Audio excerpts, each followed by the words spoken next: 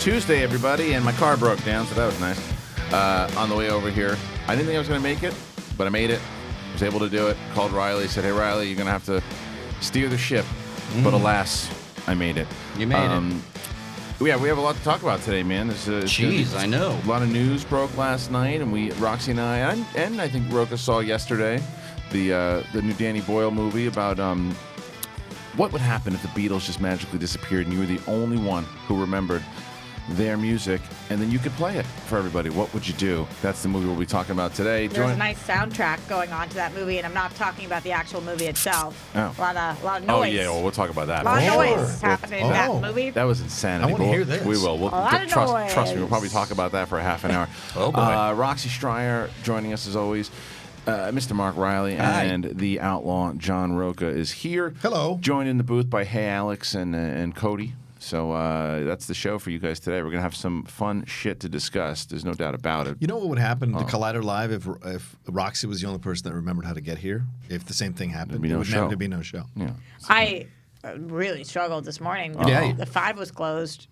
I get That's a monkey wrench for you. Do you take the 405? no. I was on a street.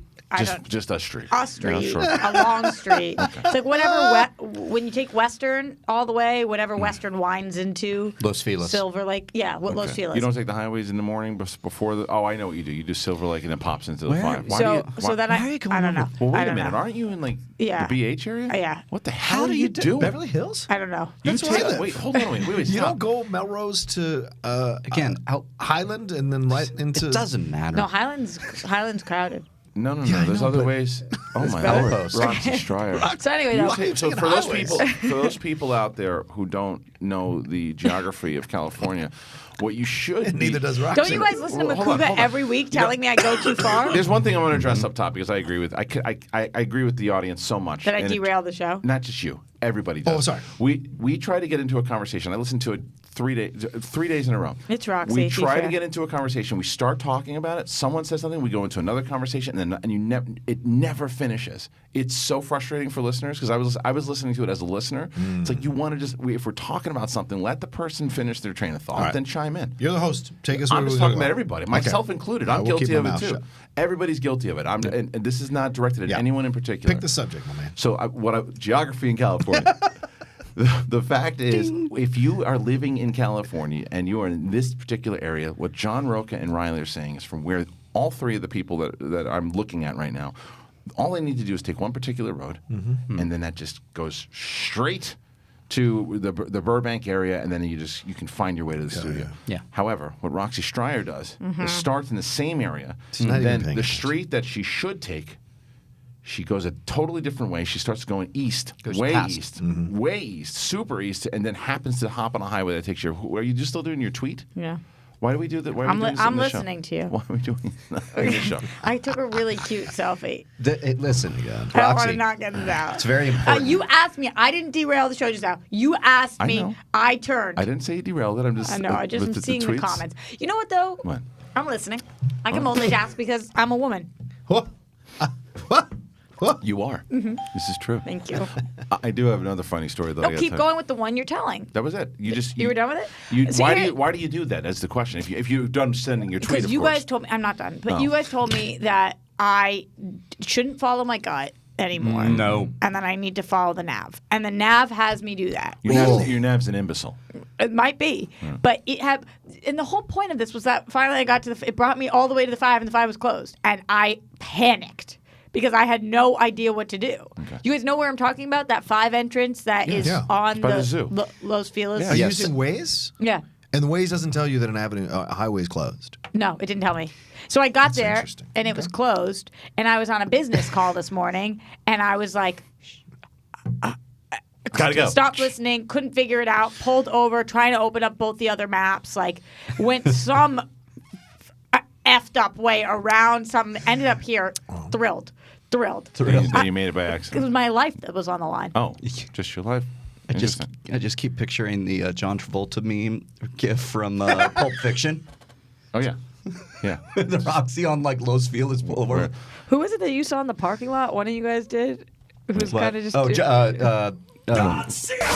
No. John Cena. No, No, you know Jeff Goldblum. Jeff Goldblum. Yeah. Jeff Goldblum doing that's That's me. what Roxy. I'm.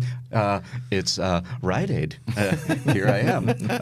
That's what he did. It was the greatest thing ever. Do you guys want to be tagged in this, or you want me to just hit tweet? Sure. I would please just hit the fucking tweet button. I'm listening. All right. What's our next subject? No, what the next subject is to go a way different way. Okay. You should. Oh, right. So Josh then told me that I need to take Hauser. Okay. Okay. Okay. So I started taking Hauser, but I don't know what to do after that. I got to get you to Outpost. I That's found what the we talked- Outpost. I told you. The I Outpost. took a picture. I sent it to you. Right. You just keep. I just can't find so it you again, have it, but I found you it have once. it documented. But you've added so much time to your ride. So Yeah. here's the thing, because you're in was tough. the BH area. So here's the better thing for you, because this is a much better way for you. You pick me up in the morning? No. Oh. Absolutely not. I have enough shit to do. Thank you. You get on Santa Monica and you go west, okay? And then you get on the 405 north. You can do one of two things. I don't know what either of those things mean. You don't know what Santa Monica... West? I go Santa Monica west? Yeah, towards Santa Monica. Wait. Thank you. Thank you. Cody. All right, forget it. We'll talk about this some other time. I get on the Santa Monica and I go don't, west. don't. You know what? Go. Take a boat. We'll be back after this. Take a boat. Wait, that seems so counterintuitive.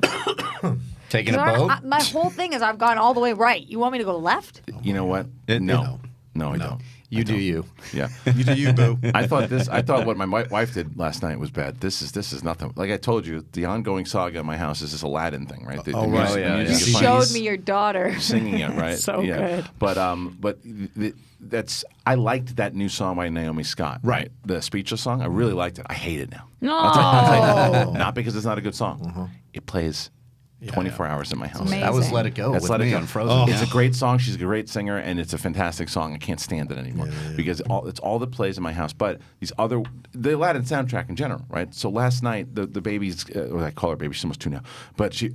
That's a baby. She is going to. What? You don't like that? Sorry, it's got to go out. But Roxy derails the show. I was finishing my thought. It was just it was almost like an I like except that it was a character. burp. You do? I like that character. It was just a burp that happened to derail. I my could conversation. do one of those too. That sounds like you have gas. Yeah, it sounds like you got bad gas. Thank you, Cody. So Keep going. the youngest is getting a tooth. So last night she was Oh, yeah. Oh, boy. Oh, boy. screaming and yelling and not having it, right? So my wife starts singing to her, and this is my daughter now is at a place to where she likes to request the songs. So if my wife starts going, the wheels on the bus, and my two-year-old who doesn't want it goes, no, right? And then okay, fine. Oh my, no. A girl who knows what she wants. All right, how about whatever the next song is? No, and she's like, Arabian Nights. Yeah. At 2 years old? No, yeah, almost 2. She knows. Oh, dude, yeah. She's almost 2. She's like a year and like 7 months. That's insane. She knows. That's not almost year 2. year and 9 months. 9 months. It's whatever 3 that months was. away. Yeah, So 3 months away. she can figure out what song she likes. Dude, she sings Arabian Nights. But anyway, That's insane. then my wife starts singing One Jump, right? Oh, and no. so she does the One Jump, and she starts singing it. She can't remember the words and starts just making stuff up. Your wife? Yeah. And she's like, one jump. Then when everyone's jumping, someone's going to Bread, do it. bread. And then she goes, I'll tell you in the morning. And I'm like, and my youngest has no idea what the hell is happening. We're laughing hysterically. And she's just like, yeah. And then we go there and go to the market and do something else. And it's just like, you're going with the rhythm of it, so I got to give you props. But it was just a bad song. Wait, version. I don't want to give any spoilers on the movie, but Yeah. I was kind of thinking about that during the movie last night. What I would do if I was the only person left. Oh, with the Beatles. Yeah. Well, it's not spoiled. It's in the trailer. It's in the trailer. The Beatles music Yeah. gets Right. I'm Would you just thinking sing if it? this was me. Oh, and yeah. I would Oh, just, yeah. you got the song. There's no way I remember the words to a lot of their songs. I like that they addressed that. Yeah. By the way, I like that. Oh, It's realistic. yeah. I was Well, wondering. He's got to try to figure it out. He's gotta But try to figure it I out. don't think I would try that hard. I think I would just fill in shoes and beef. And give it up. Right. Yeah. Well. Like you know the main let it be is the point. Let it be. And then the let rest of it, be. yeah. No, well, that's the point You of it, know though. the point. Well, but the point is that Shoes and beef. Shoes and beef will come to me. Speaking Love that words song. of wisdom. Yeah, I shoes don't think and you'd be a Shoes and beef. I don't think you'd be a big hit. You This don't know. is sacrilege. What's happening It's right like, now? but it's the Yeah. fact of how It did poetic. offend you in Yeah, a very it offended him. intense way. It's- Because everything leads to poetic. the bridge. Yeah, Yeah, it's a poetic. All the words are essential. And I like that part of it. So we can get into the movie My itself. dad is rolling right now. Yeah. He's so upset with me. I understand, as he should. We'll talk about the review of the film because I was really looking forward to it. I'm a big Danny Boyle fan. And I think I think you and I are kind of on the same page on this one, Rox. It's like the movie itself. I think it was enjoyable, right? I wanted it to be great. It certainly, to me, wasn't great. The romantic story is best part of the whole movie. The chemistry between give me the lead actor's name. Himesh Patel. Himesh Patel, who was really good, by the way. Right. I know there's certain things that we talked about that we can get into, but I thought he was good, and his relationship with Lily James was the selling point of the whole entire movie. Yeah. It's the part I really liked, and it was heartwarming, and it felt real, and there was stuff that, just this challenge of this guy who for so long has been trying to make it, and he just can't get a break. And this is the thing that I just keep running into lately. For everything she's in, I think Kate McKinnon is one of the biggest stars on Saturday Night Live. She is so jarring in this movie. I couldn't take her because it's like she's in such a different film. She's in a different movie. She's playing a caricature it's a when caricature. everyone else is It's like real. being real. She's not real. Yeah. But it was to the point where every time she came on screen, I turned over to Kristian and said, "Oh." Yeah, Roxy was like, I could not, because she was doing things like, "Oh God," she's like that. I'm And in, I was like, "What?" She's like, I'm coming in for the laugh. Yeah. It's like she was never coming in to sell but the you story. saw- She was coming in for the laugh. Towards And I was the like, yeah. end, she made two very specific jokes. If you guys know what I'm talking about, with his parents. Yeah. And there was No one not laughed. there. It was dead I silent think because in our everybody was theater. tired of it. It was so intense, and I really enjoy her. I Me think too. she's so talented Yeah. at what she does. I don't think this could just be on her. This is Oh, it's she was certainly being Danny Boyle. directed Yeah. to do this. Yeah. They know she's capable of this. She was hired to do this. This was the vision, and she was told to do this, and she was doing her job as an actress, giving the director what he wanted. I just don't understand why somebody would want that. I couldn't agree more. I think that's exactly right. Because why would you bring that in there and just at least tell her, like, dial it down a little bit too? Because I want to see her because she's very talented. I Be want a to see her human. be a real character, a real person. She's never a real person in these movies, but that's one of the things. The other thing with the movie, it's that as they introduced every Beatles song that he was singing, I was like, it just didn't. There wasn't enough there. It just didn't. It never caught me the way that I wanted it to. The way the trailers did, and even and I felt, and again, not spoiling it. The ending was such a cop out. The way that the ending, it was so generic. The ending was such a generic ending, and I was so bummed. I've seen that ending in those types of movies a billion times, and just not believable in the way that it all goes down. There was one part of the ending that actually made me feel ill. I don't know what that is without a spoiler. It was such a small part. Okay. We see two people together. Oh, I just know what it is. I know just what it next to each, and I was like, Right. Are you there's a lot. are you kidding? There's a lot of stuff. You're but- not talking about the conversation that No. happens. Okay. No, I'm literally talking about 'Cause that- one shot Okay. of two people sitting next to each other. Right. Oh, I don't know if that would have. You don't? We'll have to talk about it at the break. I loved it. It's my What? second time seeing loved it? I Okay. took my girlfriend, and she Okay. loved it. And she's very judgmental about You and your movies. girlfriend were at the movie last night Yeah, with us? we were sitting at on the left hand side. Oh, we missed Thank you for it. saying we were on the hello. right. I didn't know you guys were there. I did not know you guys were I going. didn't get there until like 2 minutes before Okay. it started. I thought Roxy everyone sang was me to going He see to- got there at past 7 It o'clock. was like, yeah. Seven I thought to- everyone was going to Traffic. Midsummer, so I didn't expect to see No, anybody. I didn't so- want to. I wanted to see yesterday. Yeah. I've been so excited for this movie. too. I loved it as a Beatles fan. I think it's fantastic. I love the story. I loved it even more the second time. Really? And and that ending, that conversation, is just as breaking. It broke me just as much last night as it did the first time. So it's just this kind of thing. I think if you're a massive Beatles fan, it hits the notes. But I get the complaints you guys are saying. I absolutely Kate see that. McKinnon? Yeah, the Kate McKinnon thing, and I agree with. I just kind of accepted it. Yeah. But Ed Sheeran is really good. good. I like I it. don't for think the this had comedic moments. anything to do with being a Beatles fan. I mean, I don't know if there's a person on this planet who's not a Beatles fan. There's a lot of people. I like Then- the Beatles. I then don't that- like Rolling. Oh, okay. I'm more I, Rolling Stones. I You am love a them. diehard Oh, Beatles Yeah, fan. okay. I love the Beatles. I appreciate So the- I don't think that this has anything to do with that. No, I don't think it does either. I appreciate the Beatles very much so, and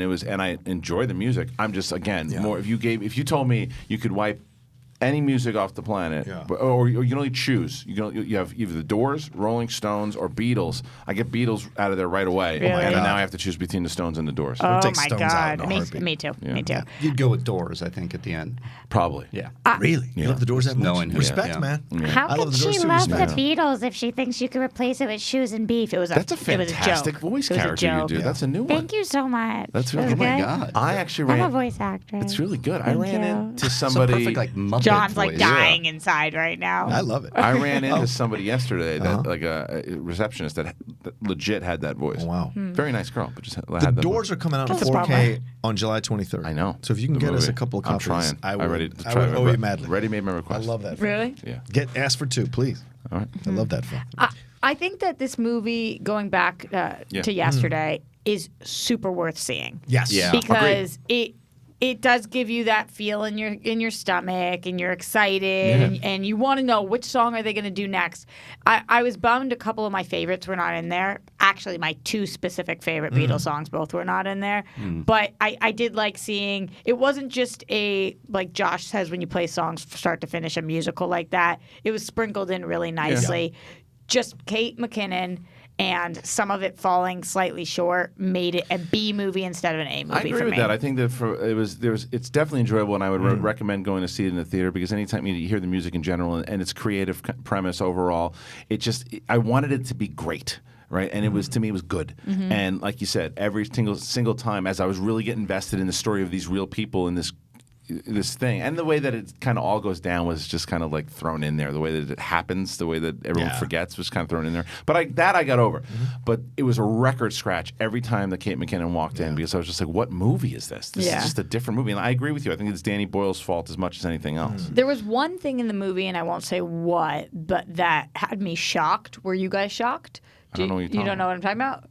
Oh, the scene, the way that they set a particular thing up that you think it's going to go, and then the thing I said to you at the end was I like that they did this. That thing? Is that what we're talking about? I don't remember what you said. I don't want to ruin it for people, but go ahead, your thoughts. No, it's a Richard Curtis film, so you're going. That's Love like Actually. Love Actually, 4 Weddings and a Funeral, all that. You're gonna get that vibe to it. Notting Hill, that's that those vibe, are right? I love all those movies right. more. Well, okay, that's fair. Yeah. I will say one thing, and if I could throw in a plug, I interviewed Himesh Patel for the Deep Cut. It comes out on Friday, and we talk about the film for like 45 minutes on Collider Conversations. And he mentions how certain songs didn't make the cut for certain reasons because of how they built the script. And so he's like, he was a little bit concerned about how some people might not see their favorite songs in there and why that was done. Yeah, that's the problem with doing the Beatles. Exactly. Yeah. You've got such a long catalog. But Help, I thought the way he did Help was very reminiscent of how John Lennon came up with that song at that time in his life. That's what you're talking about, Yeah. right? No. Oh, okay. No, I didn't like that version of the song. Oh. So it's too modern. Did you like his buddy, his like goofy buddy? Did I you like love that Rocky? guy. I thought he was awesome. That guy was so funny. That guy- Every time Kate left and he came on, I was like, great. phew. Because he was a blend to me of like that type But we of all guy. know him. We know him. Yes. We know that guy. He's that type of guy. He was that character to me that I was like, okay, yeah, like you said, we know this type of character. They set up who he was right away. Even when he comes back in, they go, wait a minute, are they going to use this guy again? And Joel Fry, what? He's so familiar to me. Can you zoom in? What was me he too. in? What was he in? Because he was Game of Thrones. What was he in Game of Thrones? 8 episodes. I remember him in that. I think that's what it is. Wow. Yeah, he was.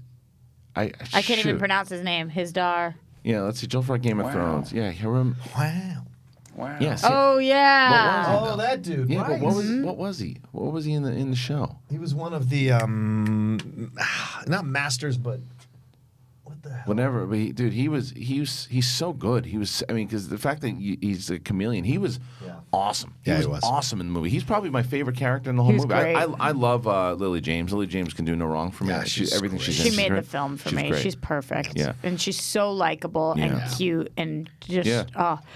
Although. You know how when you watch Friends, you root for Ross and Rachel, and you step back and you think what an awful relationship they actually had? Yeah. That.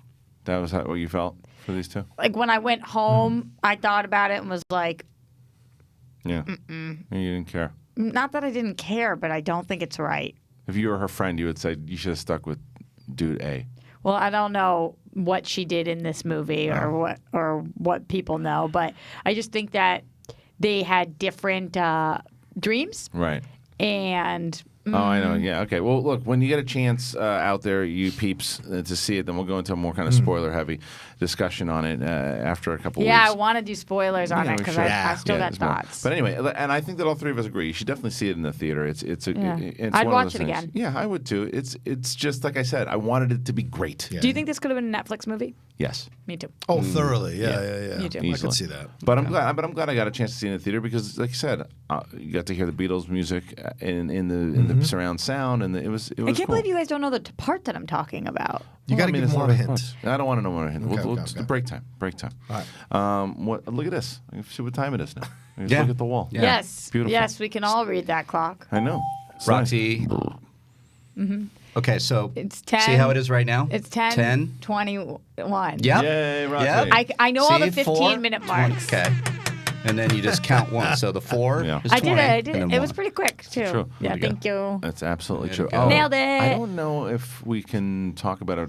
Well, I might as well can. bring it up, and then we can because Frosty's coming on a little later, right? Frosty He's got a big, has a big announcement. He's got a big announcement. He's gonna thank you, Frosty, that he's gonna announce in the show. That's but there was Frosty? I always thought that was RB3. no, that's Frosty. No, That's that was different. That's Frosty. Play RB3, please. You can hear RB3 in just a moment. There it is. That's RB3. Two Frosty then? I like RB3s better. RB3 gave me a great. Had a great text last night. He ran. Thank you, RB3. I love He ran RB3 so much. into he ran into Gary Busey. Did he really? He said he ran into Gary Busey. Did they interact? Mr. Aubrey, I'm a big fan of everything that you do, and I appreciate if you do not buy sneakers from Mr. Dagnino. Did we ever? I don't think we ever did that. No, we didn't. I know we have to. I know. There's something Okay, that went down between but keep us going two. with Frosty. I'm and getting us back on That's track good. Thank because you. I like that, 'cause you know don't wanna- how to. I like that. But anyway, there was an email that came through, and I don't know if you know about this yet.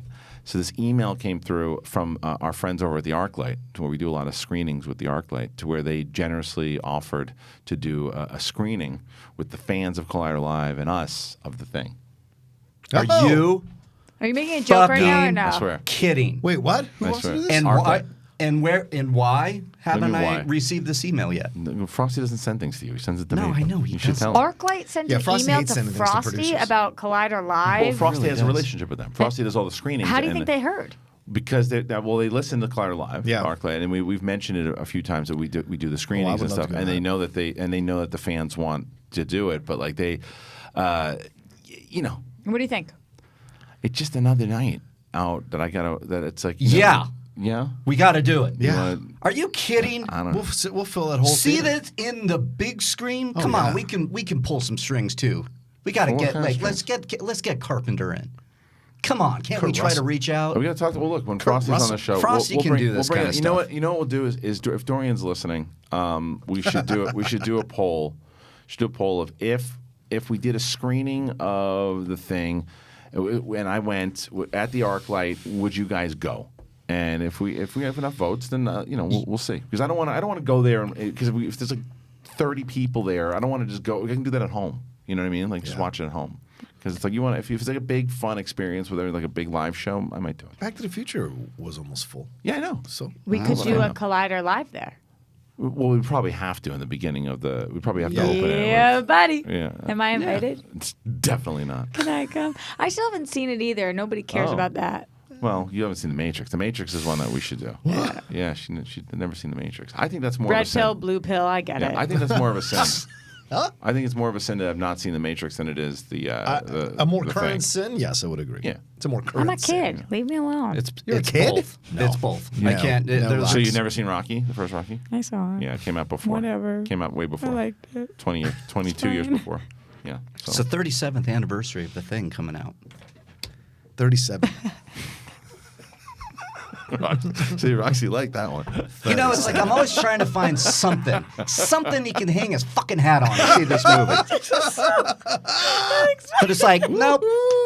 It's like I mean, it's like The magician doesn't do it. Arclight is literally offering a screening, and he's like, I don't know. I don't know. It's like, do you know how hard that nobody, available Arclight's that not night? going, hey, let's go screen whatever. No. The funniest magician in the world doesn't make her laugh, but a hand slap gets her That was fucking. so funny. She loved it. Sorry, it's a prop comedy. That's all we gotta do. Nobody Jesus. saw it. Nobody knows what happened. You Well, must the have people on the loved video Gallagher. did. Yeah, maybe it could have not been on that. I don't know, Cody. Did you get that on video? Gallagher. I think so. Oh, See, Cody usually thank gets you, everything. Cody. Oh, that's so good. Roxy, what so happened? good. Tell the people in audio. Yeah, I don't even like. Riley was making a whatever hands, and Kristian just gave me one. Slap Gave me him. a high five or Low a five. Low five. It was a low There five. for that. That's why it's Respect. funny. It's basically what my niece does. Yes. It's like I have my hand out and she goes. It just also like there's some things I think of in my mind that are things that Kristian does. I just wasn't expecting That it. one. You're in the middle of a Yeah. conversation. I used to do that. I literally would walk around and high five every single person, whether I knew them or not. I would go through airports and high five people because they don't know what to do. They just Right. all right, sure. One of Yeah, my brother's closest friends, anytime somebody yawns, he shoves his hand in their mouth, and Oh, that's it's germs. just the See? most jarring. Yeah, thing. that's nasty. If somebody Like did that anybody to me. anywhere doesn't know that's a them. violation. You Yeah. just look at them if you're at an airport, whatever. They yawn, shove it in their mouth. Well, that with was their dumb hand. for Alex to do because now that's one less chance that we have to do it. What? Yeah. Alex voted no. Jeez, Alex. If we did a Stupid. screening of this thing Jesus. at the Arclight, would you go? We promise Kristian Harloff will go if it happens. That's on Collider Live. They did it on Collider Live. Okay, it's on the Collider Live one, not the main one. And now it's Collider at Live 50, has a Twitter? 50-50. I didn't even know that. So apparently Collider Live is a Twitter account. So go to @Collider Live. Are you kidding? What? We have a Twitter? Yeah, I had no idea. You didn't know either. Did you know he had a Twitter account? Wow. It's been a few weeks, guys. Yeah. I didn't. Do know. I follow it? Remember we had that Twitter account that we talked about, Oh, and we then we turned it had real? Jack turned to. I don't think the fans know it. That So we what have are it you either. talking How many- about? Not even 1,000 followers. It doesn't even That's- follow that's the me. poll. That's the poll of it. All right, whatever. Yeah, You know, we should probably tweet that from the Collider videos. Yeah, why do we do it from live? I'll retweet it right now, but I have to find it first. Yeah, I didn't even know that was a thing. All right, whatever. Okay, moving on. It doesn't follow. Oh, it does follow me. It doesn't Yeah. follow you?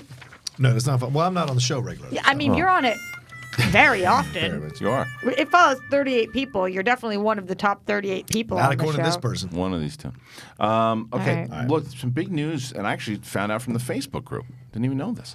Facebook group. So, as I've talked about in this show many times before, when I transferred over from working at Village Roadshow and then Alcon, I went over and I worked for Joel Silver for like 3 years at Silver Pictures over at Warner Brothers. And then his company moved on over to, I think they have a deal with Paramount, I believe. And then they're camped out in Santa Monica now. It's where our buddy Ethan Irwin works. And I got this thing last night that Joel Silver is leaving Silver Pictures. Oh, When you say you got this thing, do you mean the same thing everybody else got, or did it's somebody? It's an okay. article that somebody posted in the Facebook group, and so when I looked at it, I was like, "Wait, what?" Yeah. It's like leaving his company. But he's like, I'm going out on my own. I'm like, going out on your own? Silver Pictures, isn't that your own? But then you think about with financiers, and he's essentially kind of just like an employee now. It's very similar to kind of even what happened with say Steve Jobs with Apple. It's like he's out, and I don't know the details behind it. I haven't talked to anybody about it. But the only thing I do know is that our buddy Ethan Irwin is good either way. Whatever's going to happen, Cool. he's not. From what I know, he's not going to be out of a job or anything. Too, he might be. Either way, he'll land on his feet one way or another. How cool and humble is he that most people don't even even know know. what Yeah. a boss he is? No, he's like second in charge to Joel. So Yeah.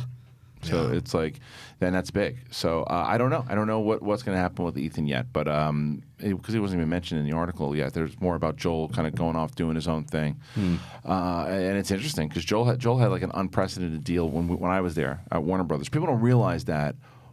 When I was at that company, what was going on was crazy. Like you'd never hear from a production company that does this. So you get Dark Castle at the same time, right? So production companies are lucky when they're on a studio lot if they get like one movie every 2 years, like a year or two, like one that gets greenlit and goes.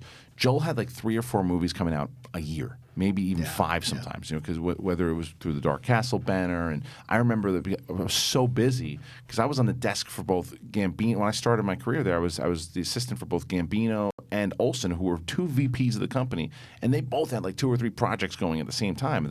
I was just like, I can't do this for 2 people. It's just too much. I remember I had this whole thing before I got promoted. I had to go do a whole thing where I had a conversation with Eric and David, I had to kind of choose in between, and I wound up going with David.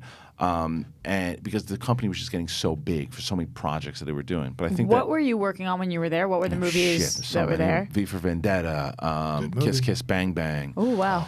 The Reaping, The Invasion. The Invasion. I was on set for that one. I mean, there's just so many of them. I mean, they even had like direct-to-DVD projects going on that were crazy. You know, like what was it? I can't remember a lot of horror movies, right? A lot of action movies, but there was tons of shit always going on. So he was always busy. But his deal when it was over with Warner Brothers and he moved, because he was in the Frank Sinatra suites. Yeah. Like those big, like when you walk into the Warner Brothers lot, he had this big kind of office side where like all the financier people were, and it was cool because you would walk into the desk and you would see they had like life-size, like real figures of Agent Smith, Matrix. I was on during that, but Matrix, The Predator, all movies that he worked on. So then you go to the right, and there was where our business or our offices were. The creative side there, across the way, was Susan Downey, Robert Downey Jr.'s wife, who was the number 2 in charge back then. And then directly in the back was the big kind of the Frank Sinatra suite, which was Joel's office, and you had to like key into it, and it was crazy. So he was like, king shit on the Warner Brothers lot. Are you worried? For who? For the company. No. Because I think because it's not. I don't really think it's his company anymore, to be honest. But you're painting a picture. I know this was before, That's what but it where was. he is, He was the king. And you don't think that anymore? No, I think he was more of an employee more than anything else, too. Like the financier kind of had all this money afterwards and said, okay, look, we'll give you a salary, do this. And then Joel's probably like, now I want to go do my own shit now, and probably just left the company. Yeah, he left in 2012. He got $30 million from Warner Brothers so that they could have the rights to the movies he produced. Right. He took that money and walked. And that's the same shit he's doing here. And he just, but the thing is, I kind of think that would have been more. Right? Well, yeah, he lost a lot of money. He lost a lot of money for them, though, while he was there, too. A lot of those movies that I mentioned, like Kiss Kiss Bang Bang, great movie, didn't make shit. Yeah. Reaping, lost a lot of money. I don't think V made that much either. No, The Invasion lost a lot of money. A lot of movies that he was making wasn't making a lot of money. Matrix really saved V for Vendetta was okay. The Matrix really saved it. Well, that was before, though. Right. It was Love so that the movies movie. that made him, again, the king shit in the 80s was Die Hard, Lethal Weapon. Weapon, Yeah. Predator. Right, I've seen He those. did Weird Science. Yeah. You don't realize he did Weird Science, right? He did all those movies when he was younger in the 80s, and then he was kind of having a downslide, and then he met the Wachowskis, and then they did The Matrix, and the company just blew. That's why he got his deal, because he did those 3 movies. It was like the next Star Wars people were talking about. Remember when that came out? That movie, The Matrix, and Episode 1 came out at the same time. By the end of the summer, the Episode 1 was not the talk of the town. Right. It was Matrix. Yeah. And remember how big that it was when 2 and 3 came out, even though they weren't very good. yeah. But people were so excited for 2 and 3. I saw those at 5 a.m. here in L.A. Yeah. at the Grauman's Chinese Theater because they were showing them 24 hours a day. Oh, that's right. I when remember. they opened. And so we couldn't get tickets for the regular, so we had to get it at 5 a.m. Right. So incredible. Well, he was looking for that next. Oh, another one that bombed really bad that people like. It's strange. The life that this thing has now is Speed Racer. Oh, yeah. Yeah. Because Speed Racer, another Wachowskis, but Speed Racer was a movie that when it came out, it was ahead of its time for sure as far as visually goes, but it ate shit. And he did a lot of different movies that just didn't do very well. So that's probably why the 30 mil. But this particular deal, probably same type of thing. Yeah. You get the brand name of Silver, So it's like, okay, the investor has it. It's still Silver Pictures. It just doesn't have Joel Silver anymore. What do you think what kind of projects do you think he'll be working on now? See, this is the thing. It's probably the same type of stuff that he knows, and he's got relationships. That's what Joel Silver brings, is the fact that, like, because I was thinking about it too, and I was like, because I don't know. Again, I haven't talked to Ethan about it, but like, if I said, well, maybe Ethan can run the company, but I haven't talked to him about it. But like, the thing is, and as much Ethan is one of the most creative, interesting humans in the world, and he's so good, and he understands. I mean, if you watch him from Schmoedown, his knowledge of film is just Insane. incredible. Yeah. I know. But Ethan would tell you this too. Ethan doesn't carry the same weight to make a phone call to Brad Pitt that Joel Silver does. So Joel Silver can not be at a Silver Pictures and do his own thing, create whatever the hell he wants to, and say, "It's Joel. Why don't you do this? Got my new project." And they're, all right, because it's Joel. He's got these relationships. So whoever comes in doesn't have those relationships yet. So it's a daunting task, regardless. Whoever takes over for Silver, it might be, and they probably bring in somebody From the outside? Maybe. Could be. Maybe. I mean, Because the investor might want someone from it the depends on what outside. the investor wants. You guys don't think that Joel will go over to an already established place? I mean, have a deal. He might. So the question is, who's gonna? I mean, Warner Brothers isn't gonna take him back right now. And he's got to have a project. I think he's got to have a big project, and if it's the right director, I mean, you put it together. That's the kind of producer he is, though. He can put it together and then bring it to a studio, and then if it pops at the studio, then they can offer him a bigger deal afterwards. Maybe. Do you think there's a rumor going around right now that Lana Wachowski's going to direct The Matrix 4 with Michael B. Jordan? It hasn't been confirmed. So is it a reboot or just another separate story? I've heard Or 4. At least the rumor going now. Oh, I it's 4. I haven't put it in because it's not confirmed anywhere else. But would he produce that? Does he still own the rights there, or did he sell that? I think that's Warner Brothers. Yeah. I think Warner Brothers has. I don't think he would have anything to do with it. What else would they have been paying for? Right. I mean, that's one Yeah. of the big Sorry, things. I need to step. Go for it, brother. Sorry. Thanks. Thank So obviously, I haven't seen any of the Matrix movies, but Kristian, when you asked, is it going to be a reboot or a different story? Yeah. Did the third Matrix lend itself to a fourth story, or? Kind of. That's what was confusing. Yeah, it's confused. It's a very. It's a heady. The first movie, you got to pay attention to it all the way through, but it delivers and it's satisfying. 2 and 3, you pay attention to it and you still don't know really what the hell's going on, and even if you do know what's going on, it's just kind of like, duh. The first one is, it's like you got to lock in, and when you lock in, you're like, that's incredible. You're Roxy. I'm gonna like it. Yeah. Yeah, but you can't. But, Smoke a bowl. and watch this movie. And Don't be not on my phone. No, Don't be on your check phone. your phone. I don't. Can't you- have conversations. You know, during movies, I No, I know. look at my phone. I'm just saying that one I'd watch that one with you. Yeah, I love that movie. Maybe we'll do a screening. Of I it. kind of want to More see so this than movie think. now. I What, haven't seen Matrix? it. Yeah, I I haven't love seen The it in Matrix. a few years. It's so great. Unrelated to what we're talking about, because you guys know that's what I do. Yeah. Just a couple But it was comments. enough. We had enough of that conversation. A couple comments on the studio. Number one, so the chair is, I don't know about for you guys, but the chair is so high that I can't put my legs under the table fully. Is that for you guys also? No, Okay. taller than you are. That's good talk. And then number two, I'm glad that we have John Schnapp back in the studio. We had him for the second hour yesterday. Yeah, Yeah. I love it. Yeah. And number three, I thought we got new mics, and I am realizing that's not true. It smells maybe worse than ever. Number four, appreciate the guys who came in to steam these curtains today. Yeah. Did you guys watch that? That and Jack. Yeah, Yeah. they still Good have man. we still have a little more to little go, bit. but you Well, know, they we probably- they saw- heard you guys that it was wrinkly. Yeah, I think they saw the comments and they were paying attention Yeah. to it. Yeah. It's like So- it's just like I said. New curtains. You know, New curtains. it's gonna It be is a little what it is. wrinkly. Okay. Just wanted to update everybody on my thoughts on this. I love your thoughts on this. Thank you so much. Thank you. So our next, we're going to hit some stories here because, like I said, Frosty's coming in at 11. Then we have Devon Stewart. If you might know him from the Schmodown, or you might know him just for being a talented actor in general. Devon Stewart's coming in at 11:30. Oh, this is what I wanted to ask you about Schmodown. Sure. Ethan Irwin or Bibiani, who has more knowledge? Irwin. Irwin. Really? Yeah. Do you think Bibbs is crying somewhere right now? And Bibbs. And Sorry, that's Bibli- nothing against Bibbs. I Nothing meant against Bibbs at all. Bibliani. Sorry. Yeah, it's You nothing know who I against was talking Bibbs. Ethan Irwin, the reason I called Ethan to do it in the first place is because I knew I worked with him for so long. People would walk in to his office and just say, Ethan, who was that guy that was in, and he'd know the name. What movie? He'd know it. And when we started it, I wanted to put Ethan in the original tournaments. But I was like, he's going to kill everybody right away. So let's save it if we do it later on. And then I didn't wind up bringing him in until last season 5. Yeah. But he's a maniac. Pretty crazy. Yeah, he knows, and Bibiani knows a lot. Yeah. He knows a lot. But I think an Iron Man match between those two would be incredible. Holy You shit! should do it. It's possible. An Iron Man match because they both get really excited for it. That'd be good. That was the bummer, is that Ethan missed the free for all. Ethan was like number 9 or something too, so he would have gone back and forth. You think so? But Oh, yeah. He would have been in he there. told me. He said he played along, and he said he got to the end. Wow. 9? Yeah, 9. He said he got to the end. He said he said there was a round he would have knocked Bibiani out in. Really? Yeah. 9th? And I believe him. Why would he lie about it? Anyway, so thank you, Josh. Where's Josh? They were upset on. He had something this morning. He's going to be here at the 11 o'clock hour. They were upset on Facebook that yesterday Cody didn't play 8 and 9. Oh. So now he's. No, he's overdoing Yeah, it. mhm. Understood. In a good is, way. that, is that true or false, Cody? 8th. Thank you. 9? Thank you. 8th. Thank you. We are going to 9? No, we're going to be now moving on to the next story, Riley. Which Okay, is what? let's stay around Warner Brothers because we have a new CEO coming in, a surprise pick. Ann Sarnoff has been named CEO in a surprise pick. This is from THR. She's former BBC executive, and she is coming on in, taking over for Kevin Tsujihara.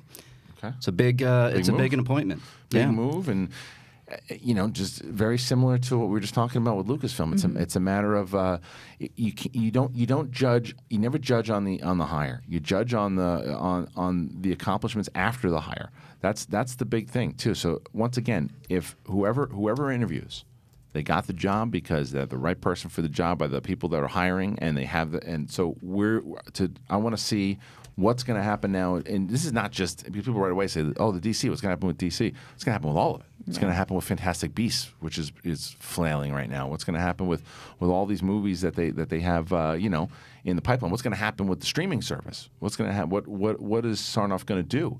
So I'm excited. I'm always excited for new leadership if new leadership is needed. So let's see what happens. Well, when she was the president of BBC Studios America, what were they working on? What were her accomplishments there? So she was the okay, never mind. Say if she was the COO of the WNBA? Is that what that says? Sarnoff joined BBC. The executive previously served as the COO of the WNBA. That's wild. Cool too. Wow. Yeah, it is a outside pick. Yeah. Wow. Hey man, again, who does that? So who makes the final call on that? Like it's the board, Okay, right? so Doctor Who, Graham Norton Show, Planet Earth, Star Trek, Next Generation, TNG, Voyager, X-Files, Top Gear America. Yeah, that's a big dude. That's a big get. I wonder how Big long job. she was there for those things, but yeah. Okay, well, let's see what happens, man. Let's see what happens. They live in New York City, not anymore, right? Her and her husband, they say live in New York City. She's got to move. She's got to move. All right, what's next, Ryan? We have a replacement director stepping in for Red Sonja, and it's the Transparent creator, Jill Soloway, and she is replacing Bryan Singer. We all knew that was coming. Bryan Singer, Not going to be working for not going to be quite a while. working, at least on Red Sonja. So she's coming in to direct and take over the helm, and this is from courtesy of THR. So this is a good. I think this is a good pick. It's cool. Do you like Transparent? I saw the first few episodes and I liked it, but I never got into it. So yeah, I don't know. I don't know anything about her. I don't know enough about her, but I mean, Red Sonja to me, when you think about it was based off the comic, obviously, but when you think about the movie back in the '80s with Arnold and Bridget Nielsen, it's like it's about as campy and cheesy and perfect as you want it, But I don't think that's going to be the case for this one. No, but this does seem to be like the little engine that could. I mean, the Red Sonja movie has been talked about for so long at this point. Robert Rodriguez was going to do with it Rose McGowan. McGowan. I've lost a little bit of my interest. I won't lie. I'm glad to hear that Bryan Singer is off the project. I couldn't believe he was on the project because remember by the time they announced that he was still on all it, that shit was going down. Right? It was after that, Yeah. so it was kind of bizarre Yeah. timing wise. That never made sense to me, but Yeah, same. I mean, it's very similar to the last story. It's Yeah. like, let me see the trailer. let's see. Let's see the trailer. Let's see the movie. because people love Transparent. I didn't watch, so I don't know. I mean, it's funny though, man. That she's on two projects where you had two people with some controversial. I was thinking about that because then I was also trying to think back to what was her stance during the Jeffrey Tambor time and what I don't know. Is that show still on the air? I believe so. What are they? But he's not on the show though. They got rid of him, right? Yeah, they did. Yeah. So I mean, he was like the main guy in the show. How did they, I mean, shit. They did House of Cards without Spacey. Yeah. Did they get rid of him? I thought so. I was pretty sure. I want to say that I they remember did. doing stories on this, but he continued on Arrested Development. Can you Yeah. zoom in on that? Zoom in on that. Tambor's character, Mara, he's going to be killed off in the finale. That's what it says. Okay. In the finale, which was when? It already happened? I guess so. Oh. I don't know. All right, what else is Okay, next? the show's over. The show's over. All right, let me pull it up. So officially, Spider-Man: Far From Home is coming out, and Kevin Feige is doing press, and he says, "Yeah, it's going to officially end the Infinity Saga. So we're going to continue in Phase 4. Makes sense, or Phase 3, makes sense, and they'll put a bow on it, and then after Spider-Man: Far From Home, we'll get the next level to the MCU. But this is why this Comic-Con panel is going to be It's going to be pretty big. It's going to be huge and the bane of my existence when it comes to the Schmodown. So what are you thinking now? I don't know yet. I got to see when they wind up doing it because I want to be at the MCU panel and not at the Schmodown if that's the case. But we'll see when they announce it. But it's because they're going to do this huge an announcement of the new slate because we're done with the Infinity storyline after this, and it makes sense because it's repercussions. How does it work? We as viewers have so many questions of what does the universe look like right now. I can't How wait to see many this movies is Tom Holland slated to do? Someone said. 9? No, I don't think it's 9. I believe the original report was like 5. It was 5. Yeah, right? it was like, and I think Civil this was War. before Infinity War was going to be split into 2 movies. At least I might be wrong on that, but Civil War, Homecoming, Far From Home, both Avengers movies. This is And the I last think one. and I think he has his deal for. That's where it's a little weird. I don't remember, but he has one more Spider-Man movie for a trilogy, and then they're probably going to redo the deal. Right. Oh, you think that he'll do one more Spider-Man movie and then more? Yeah, and I think that Sony will Wanna re-up lock their him up, deal with yeah. MCU. Well, it's the most successful Spider-Man since Tobey Maguire. Yeah. I'm just curious if they do a Spider-Man trilogy and then they keep him on for more. Are you thinking there's going to be a 4th and a 5th Spider-Man movie, or are you thinking he's going to pop in at other people's movies? I think both. A little both. And I think if Kevin Feige is believed when he said it's likely that Venom and Spider-Man will hit, there's so many opportunities I would be to surprised if they continue already have going. that deal done. I'm wondering. Here's the thing: we were getting close to a Sinister Six movie. Yeah. They were developing that. They have got to be setting that. They got to be looking at this. This is one of the most popular Spidey comic lines, the Sinister Six, and I think we already have Mysterio's coming. We have Vulture. Right. There's so many. Right. Scorpion was in there in Homecoming. So What standalone character in a larger franchise has ever gotten more than 3 movies? let's see. Has that ever happened before? Standalone? Yeah, I'm sure. Right. More than no, you mean you're talking about like a Venom got 6 movies? Like that Yeah, type of like the character gets like if there had been Iron Man 4, Captain 6 America. movies? I don't know. I mean, shit, man. How many franchises have 6 Batman? I'm saying has gotten more than 3 of their own. Oh, you get what I'm saying? Like, Yeah. Well, Batman, Alex just pointed out, is one, right? Batman's got a ton of Batman. movies. Well, what- Batman's interesting though He's like the because main there's so character. many. What different- Batman had? No, I'm saying the same. Like Tom Holland Right. having 4 Spider-Man movies in the MCU. Oh. Has Oh, that I ever see what you're- happened I see what you're before? saying. So like, Yeah, we so- haven't gotten so a part 4. Like Daniel Radcliffe is Harry Potter, right? That's But that's a the character. movie. It's not the whole universe. Well, I and it was guess. also based on each book. So Right. So you're saying that it spins off, and I think he no, could- because MCU is kind of rare. you know, Right, for- yeah, for I that guess genre. so. Yeah. I think Because it then could- you could say Hunger Games also or whatever. Right. But I'm talking about like the one character in the Kinda otherwise spin into- universe. spinning 'Cause into we've- other movies? We I mean, saw, it's- we saw Iron Man get 3. We saw Right. Cap get 3. We saw. and then they popped in the We saw- Avengers, and I think that Tom Holland could act as the very Thor get very 3. similar thing like And I Iron see Man where you're did, going pops with up it. in different things. The difference is also that Tom Holland is significantly younger, Younger, I know. than all those people too, and that's probably exactly why he was hired, because it's like they went with a much younger Spider-Man. Remember, because what we were getting with, even though Andrew Garfield, who I liked very much in those movies, he was playing high school. He was like 26 years old, Mm-hmm. right? And Tom Holland was the first one. Tobey Maguire, same thing. Tom Holland was the first Spider-Man that looked like Spider-Man, kid. like a kid. I just wonder because he hasn't done a ton else, how long he's gonna want to keep doing this. I mean, we'll see what kind of money they throw at him. I mean, that's always the big thing too. I'm, And I'm going to and make he a likes call. doing it. I What are you calling? really feel it's going to be a Spider-Man 3 Yeah. after Far From Home and a Sinister Six movie, No. and that we're you leading to gonna that. call? What's that? Ghostbusters? I'm making the call here on, and so I thought you were going to make It a did. phone. It Yeah. did sound like he I'm was gonna going to call make my an buddies at actual Sony. call. You I'm know, gonna- there's a give thing me a called second, I gotta make a call. sayings. There's a saying out there that's like, I'm going to make a call right now. This is Yeah, blah, but the blah, way blah. that you said yeah. it, Yeah. so you're going to make a phone call. And you kind of pointed to your phone, To like your I'm going to phone. make a call. Yeah, I know. Right. Well, because I saw there's an email coming from Walt Disney. I wonder if an announcement has come out. Well, when do you see what it is? On what? Going to find out in a second over here. It's big breaking news from. No. Oh, see here, Reilly. Call 188. Give a call. Call Great, Sony. thanks. Call. Oh, yeah, call. Can you call Sony Sorry, right now? yeah, I wanna Call- hear what that Call them is. up and then ask them if there's going to be a Sinister Six right after. Put them on speaker and let's see. Because I mean the thing's public, so just call Sony and see what they say. 1-888 476-6972. Ask Sony Pictures. 476 Yeah. 6972. Yes, please ask them when if someone picks up. Say, hey, listen, we just want to have a Thank you for calling premium support for Sony's Vio PCs.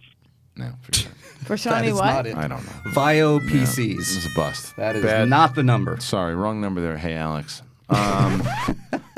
So moving on to the story of the day, I guess. Do we have time? Yeah. So, and I think, I want to tell you, when I was on Movie Fights, the one that I got thrown into the match with Merle. You're welcome. Thank you so much, Roxy. We were asked if Taika Waititi did his next movie, what would it be? And I thought that I chose Flash Gordon. I thought that I chose that.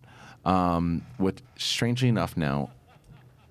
And the funny thing is, shit. Did Dan, you? I don't know. It was either myself or Dan. One of us chose somebody? it. I mean, one of the fans knows. One of us. One of you guys at home I'm trying to knows. think who I chose. I might have taken.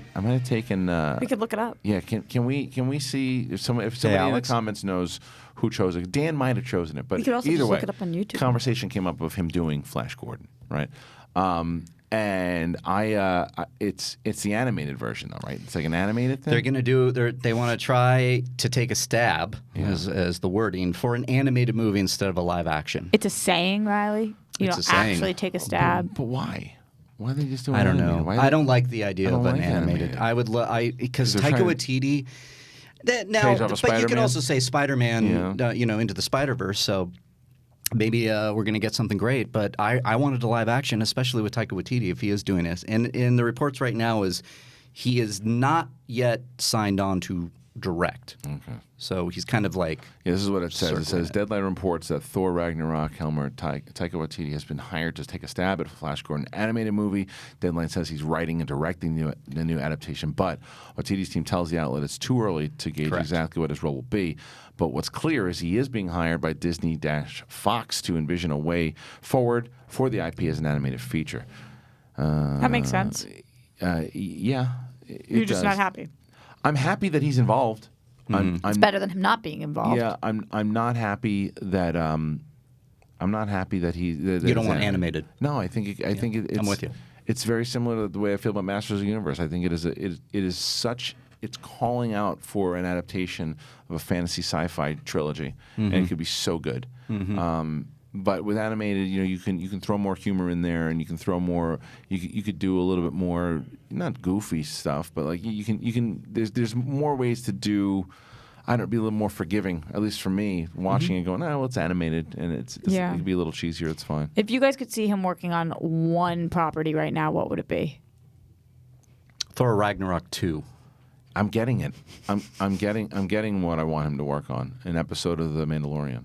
And I'm getting that because I want to see his take on Star Wars because people are worried that it's going to be like an over the top funny episode, and people don't remember. I mean, even Hunt for the Wilder People had humor in it, but it was a serious movie, right? He's got serious chops. Thor Ragnarok was the vision that he pitched for that particular thing, and that's the movie that humor was. That's not everything he does. Yeah.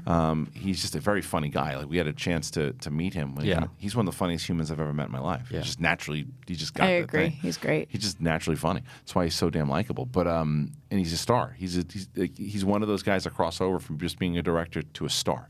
His name now is in that category. Not in as far as level yet of Tarantino and Nolan, but you recognize him. He's like there's a lot of directors that aren't recognized by name.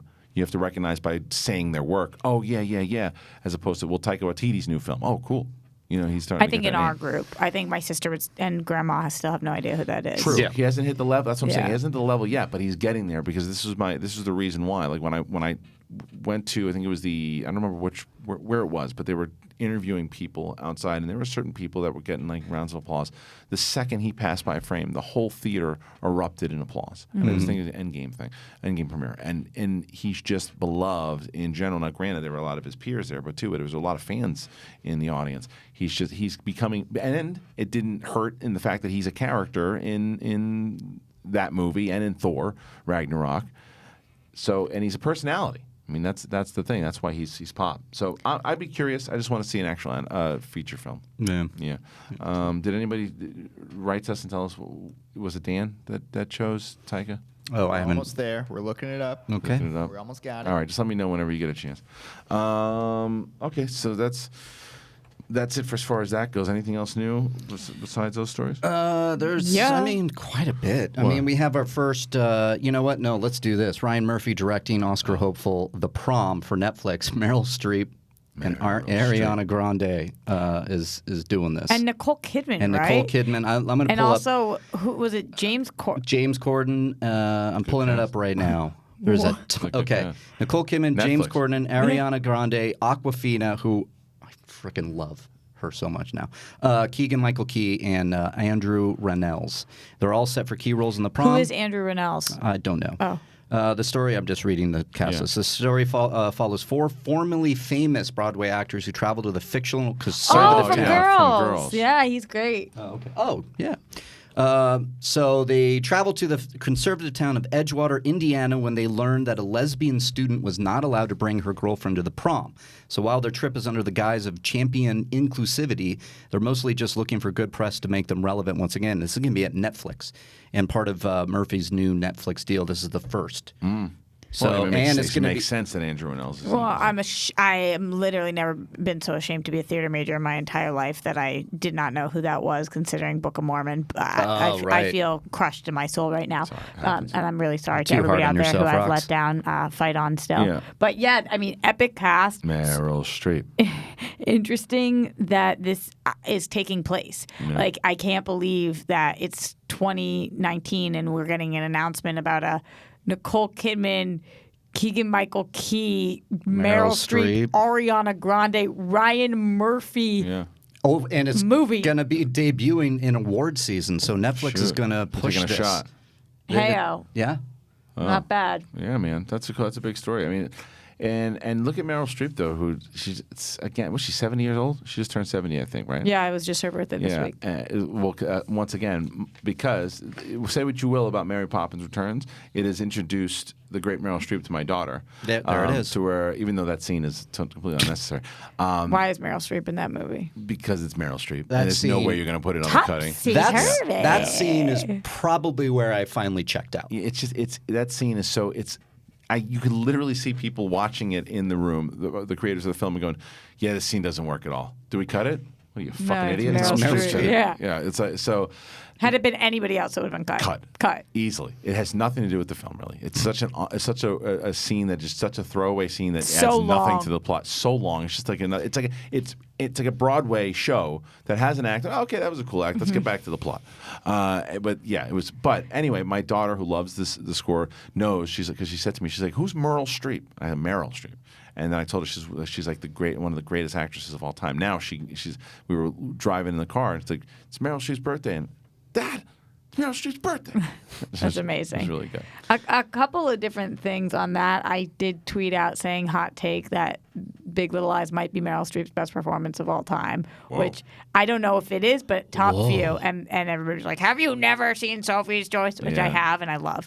I'm just saying, I think she's doing amazing work. She is good. Amazing work. The other thing is that what I haven't seen of hers, of course I've seen Mamma Mia, so I know a little bit about her singing, but Mamma Mia. I did not see the second, the musical that she did. Ricky and the Flash? Yeah, exactly. She taught herself I heard taught she herself how to was play great guitar. in it. Yeah. Yeah. How was it? It's fine. I didn't like that movie.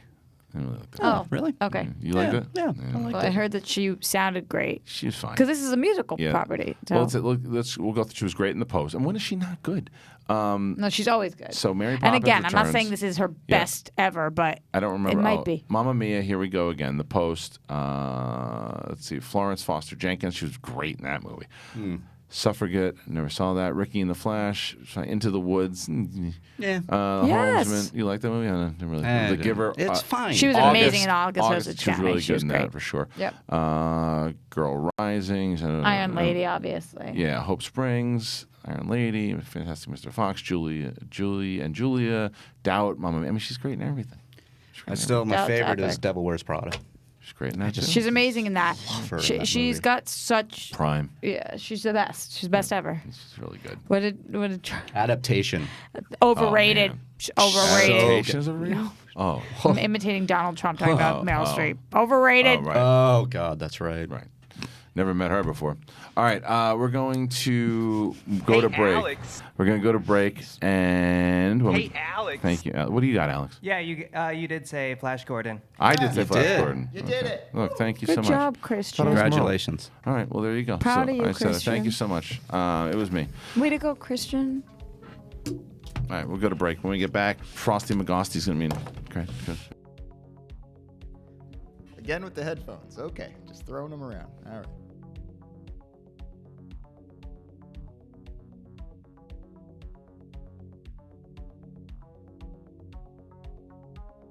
Hey guys, Reilly here, and let me tell you about Rule of Two. You looking for a Star Wars fix? Well, Rule of Two is that show. It drops on Collider Video's main YouTube channel, as well as on Podcast One's Jedi Council feed. So go over there, subscribe, share it with your friends. It's hosted by myself and Mark Fernandez. We talk everything in the Star Wars universe with a lot of deep dives and a lot of conversations that go all in. You know what to do. Subscribe, join us there, and rise.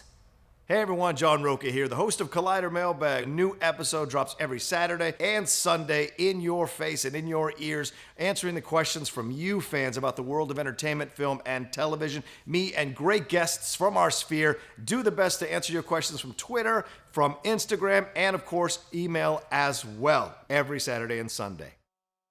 Hi, I'm Coy Jandro, host of Collider Heroes, and I'm here to tell you we've got 20-minute episodes coming at you on Collider Video, on the YouTube, as you've always loved it. Plus, now we've got hour-long podcasts dropping every Thursday, so make sure to subscribe to the podcast because it's going to get even more sweaty on the podcast. Plus, every week, we're going to try to get some very special guest interviews, all of the people that help shape these movies and TV shows you love. So, video, podcast, interviews, all coming at you. Be sure to subscribe. Thanks so much, guys. Stay sweaty. Hey guys, Perry Nemiroff here to let you know that The Witching Hour is all over Collider right now. You can listen to that Horrorville podcast with myself, with Haley Fouch. We talk about witchiness, we talk about slashers, we talk about space horror, you name it, all on that show on the Collider Factory feed. We also have clips on the Collider Podcast YouTube channel, and on top of that, you can find an article all about Witching Hour every single Tuesday on Collider.com. Check it out, get scared. Hopefully you survive the witching hour. What's up, Collider fans? Ryan Satin here from ProWrestlingSheet.com, where you can find the top stories throughout the week in the world of professional wrestling. If you're a wrestling fan like myself, then you'd be doing yourself a disservice by not checking out all the shows we do every week on YouTube.com/C/Wrestling Sheet. In particular, on Wednesdays, we've got a SmackDown recap show hosted by John Rocha and myself, where we pick apart and talk about every little thing that happened on the Blue Brand. So do yourself a favor and go subscribe at youtube.com/C/Wrestling Sheet.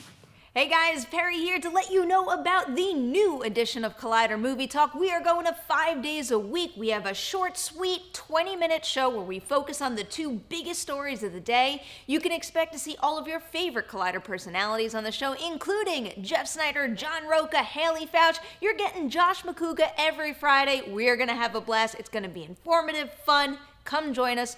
3 p.m. PT live every single day of the week, right here on the Collider Video YouTube channel. You can also find the show on the Collider Movie Talk feed on our podcast network, so go watch, go listen, however you prefer to get all of your movie news. Hey everyone, John Rocha here, the host of Collider Sports Time. Well, you know, if you've been watching us every week, you know we break down the latest and the greatest in the world of sports, talk about the big issues, the big games, all of it with a rotating band of guests like Matt Nose and Josh Macuga. We've had Taylor Bisciotti on. We've had so many great guests. Now, if you want to see more of Sports Time or you want to try it out for the first time, remember to subscribe to Collider Sports YouTube channel. And if you want to take us along with you in your ears, you can go and subscribe to the Collider Sports podcast feed for all the sports goodness. Hey guys, it's Reilly here. Let me tell you about the Reilly Roundtable. You know it, right? It drops every Thursday on Collider Conversations, and I have guests from all across the space. John Rocha, Gray Drake, Alexander Desplat came on at one point. We talk everything from movies, we talk about life, and everything in between. What do you want to hear? What do you want to talk about? It's the Reilly Roundtable every Thursday on Collider Conversations. You get it there. Hello, how are you guys doing? I'm Kristian Harloff. I'm the host of Collider Jedi Council. We talk about everything Star Wars, and if you want to catch our weekly show where we talk about the latest and greatest in Star Wars, it's movie news, it's canon, it's all of it. We take questions from you guys. How do you do it? Main channel, that's right here. Subscribe to this channel, and you can listen, you can watch, you can do all of it, but if you want to just listen to it, you got the podcast feed too. Stitcher, Spotify, Apple Podcasts, whatever it is, you can listen to it in your car. Do all of it. It's Star Wars. Episode 9's coming out, and then after Episode 9, you got TV shows, so we're going to be your sports center for Star Wars. Do it. Come on. Be real.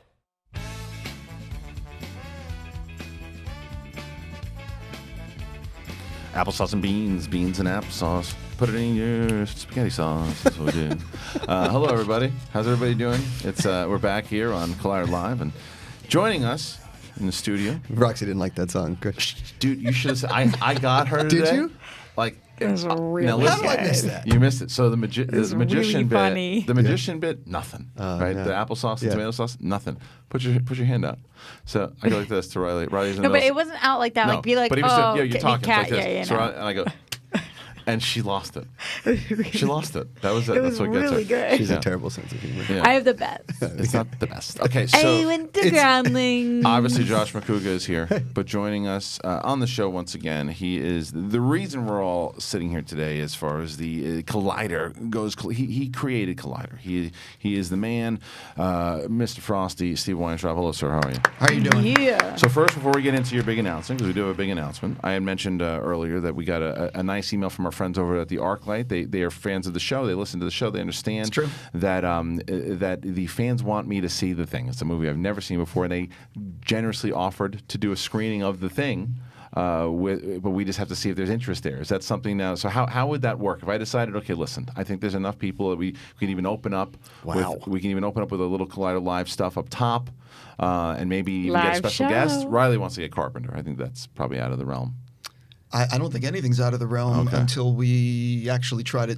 Listen, I've been constantly amazed at the ability to make things happen Right. when you don't think you can actually do it. And the one thing that I've learned is, and I mean, this is, I mean, I don't want to quote Back to the Future, but you know, you got not? to, you got to, you know, you got to try. Yeah. You got to believe in yourself and make it happen. And you know, You can't ask, it doesn't happen. Exactly. We have at least 5 readers and 5 viewers, and those 5 are very powerful people. Yeah. And we can. And try to make it happen. All right. I mean, this has been something that's been on the show for the entire time we've done Even this Schmoes. show, and Schmoes and everything. it's been a long so time. the fact that we promote, like, if Kristian finally sees The Thing, you guys can watch it with them. If you build it, they will come. That was actually the brilliance of the Arclight themselves. They were the ones who suggested it. Yeah. They suggested doing that, and Roxy said, "Well, we can do a little Collider Live thing up top, Totally. which would be something." And, you I'm know, invited, just so you know. we'll see. You didn't ask if you could come? She did. Oh, you did? And they did, yeah. Oh, okay, cool. Yeah, we'll see. I just They want, said no at first.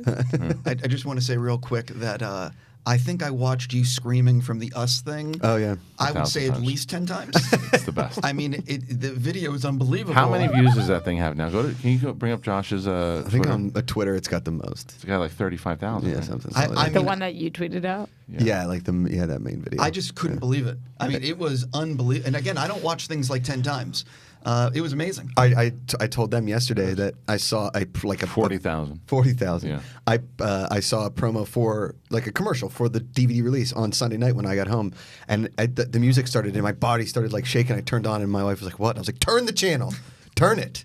I can't. That movie really messed me up in a bad way. It's so good. Can we just get the audio on that real quick? Because Frosty's right.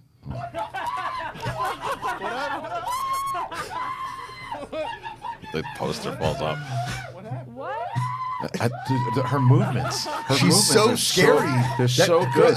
When you go to the other side and watch her movement when she comes around the side here. It's so good. It's like right out of the movie. Look at it. It's great. I love it. She I moves. love it. She's, Yeah. I can based on the scream, I can tell you where you were in the room. You've seen it that many times. I've watched it. It's amazing. great. It's a good clip. It's great. 40,000 people later, 1.3 thousand likes, and When 220. people think that I like overham it, I'm not that good of an actor. No, I get it all the time. It's so not good. that good. I told you, Sadie was like, "Oh, he's overcooking it." I go, "He is not overcooking it." No, not one bit. Anyway, so that's not why Frosty's not here to talk about these great things. He's talking about something else that's great. There's this. You told me yesterday. I saw you yesterday, and you're like, "Hey, I got some pretty big news that I would like to talk about on Collider Live." And you told me what it was. That is pretty big news.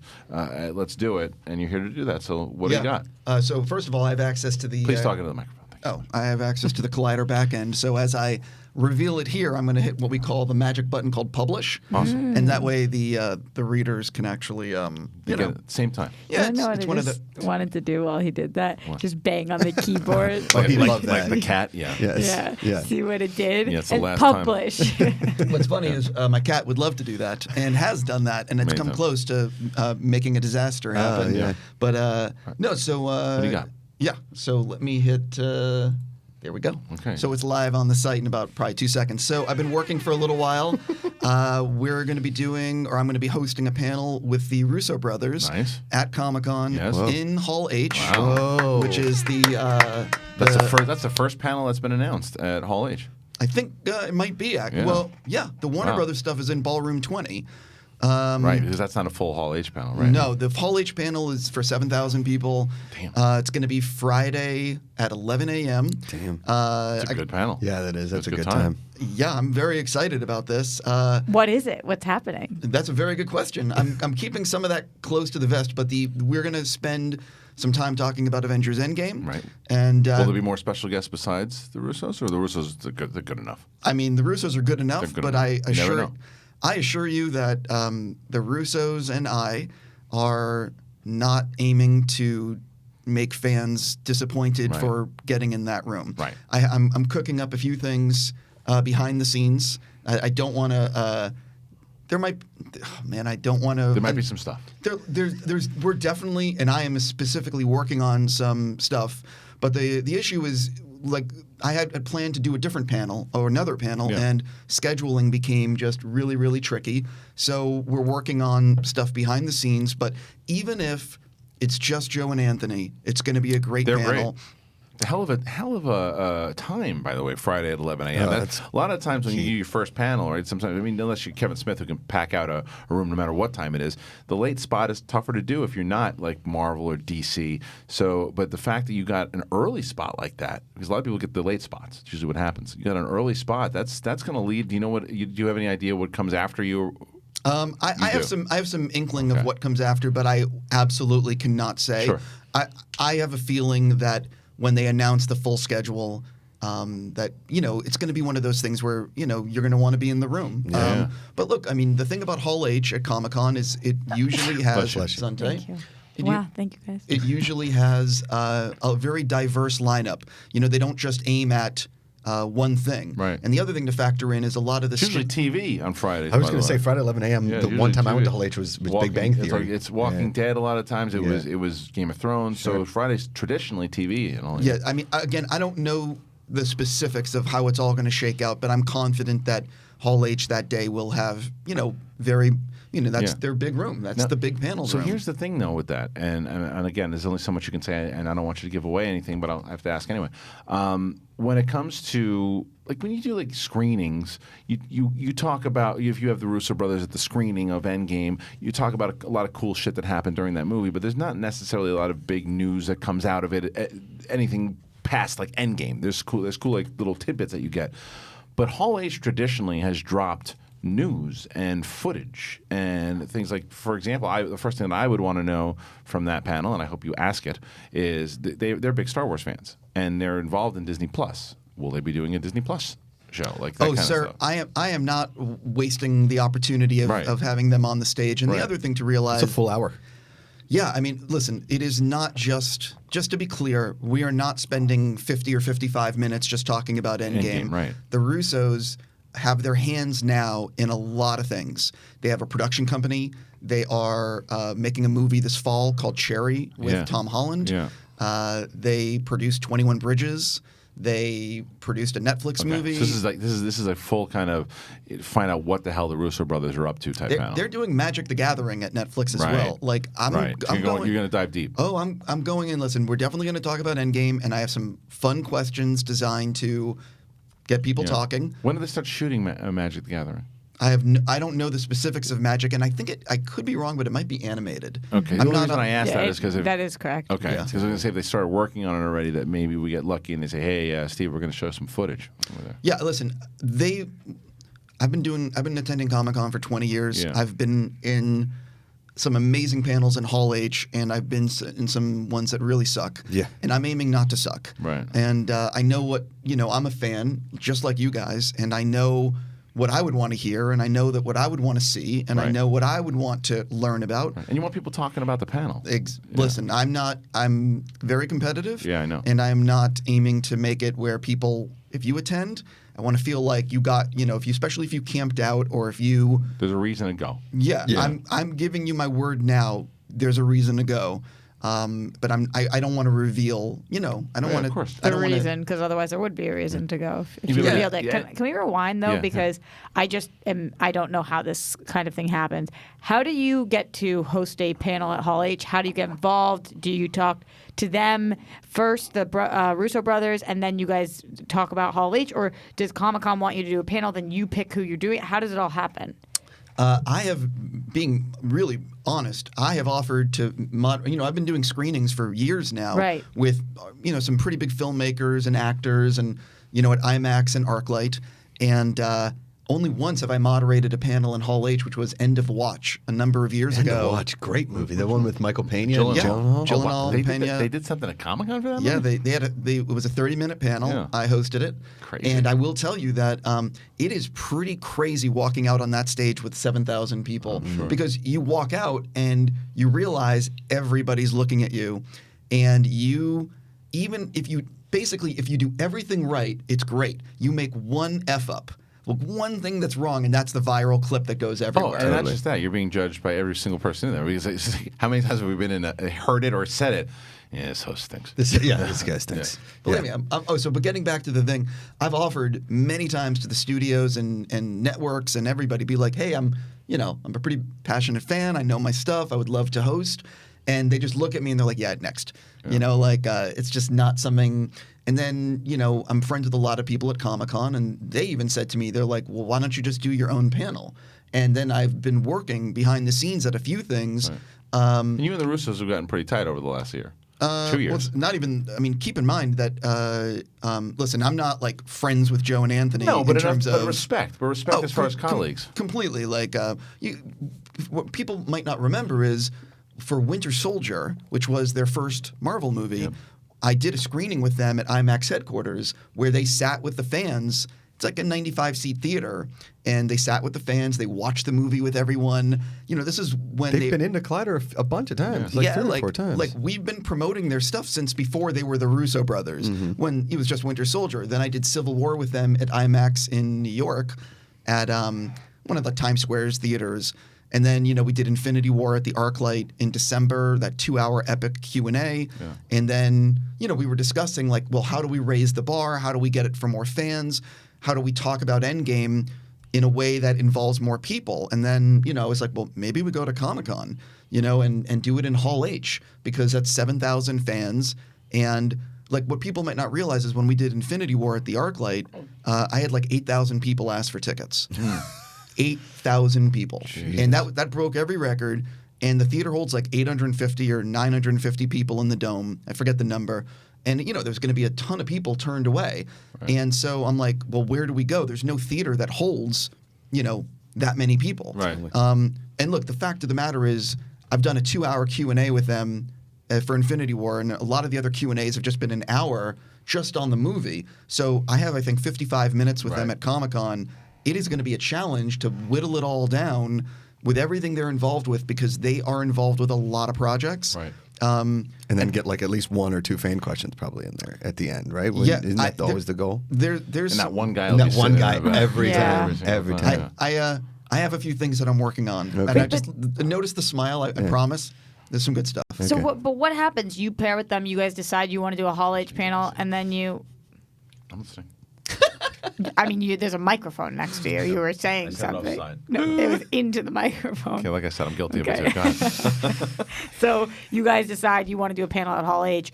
Does it just sell on the Russo brothers' clout alone, and they want you, and that's how it happens? Or you call Comic-Con, and you're like, we're doing this? They call you? I discussed it with the Russos and their publicist, and, basically, okay, do you guys want to do this? Okay, what's the time frame? Because anyway, so then you submit a form to Comic-Con. You fill it out like the studios.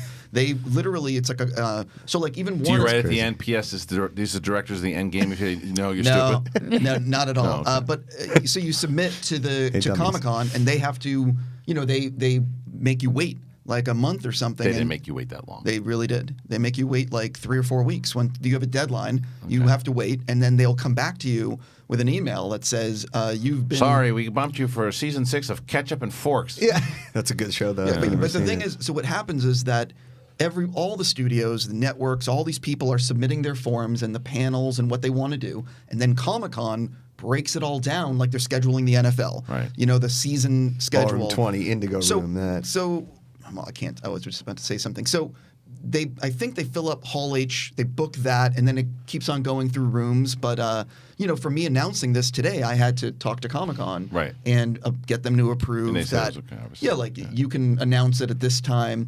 And, you know, I have been very, very, like, no one knows about this panel. I've been very closely guarding Not this anymore. secret to make sure, because I didn't want to do anything that would jeopardize the panel or have Comic-Con mad, because it's a privilege to go down there, and I'm so excited to do this, and I want to do more in the future.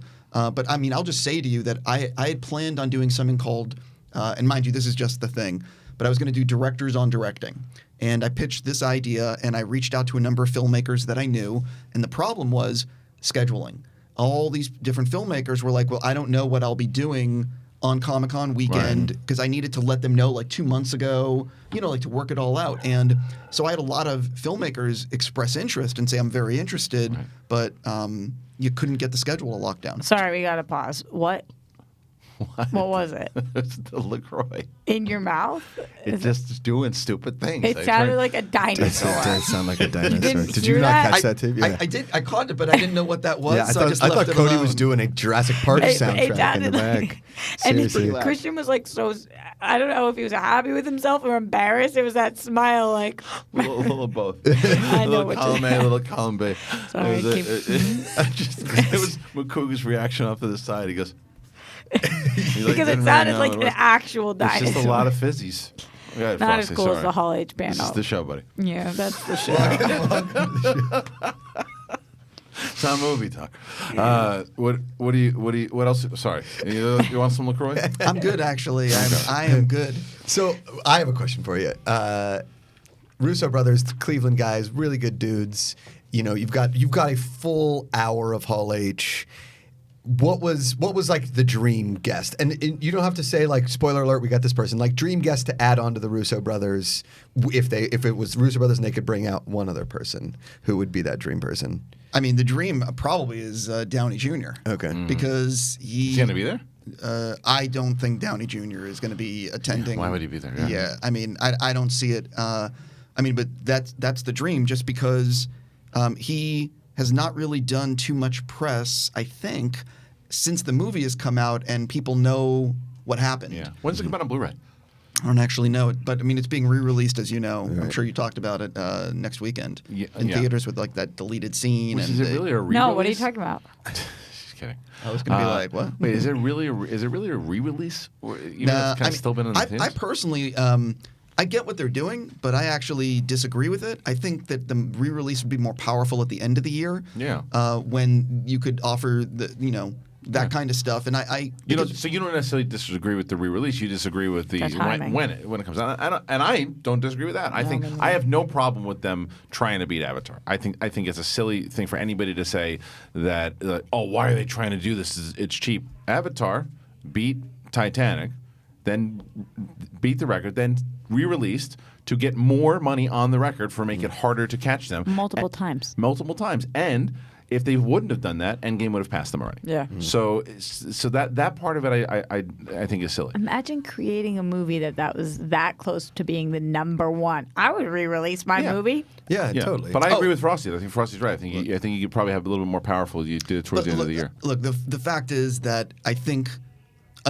Look, we don't know what the awards race is going to be this early in the year, and we don't know what other movies are awesome. But when you are the almost number one movie box office of all time, and by the way, you can't compare it to Gone with the Wind or those early movies. It's just like when 1/4 of the population or half the population went to see the movie. That's all you had. There was no Netflix. There was nothing else. It was the only form of entertainment that you had. You can't compare the horror. I know. But a lot of people are like, well, it's the number one movie, like Avatar. I'm like, no, Gone with the Wind, Wizard of Oz, like these movies when that was it. So you really can't make that comparison. But if you are the number 2 movie on the box office chart, hopefully maybe the number 1 movie, you got to figure that Disney / Marvel / Fox.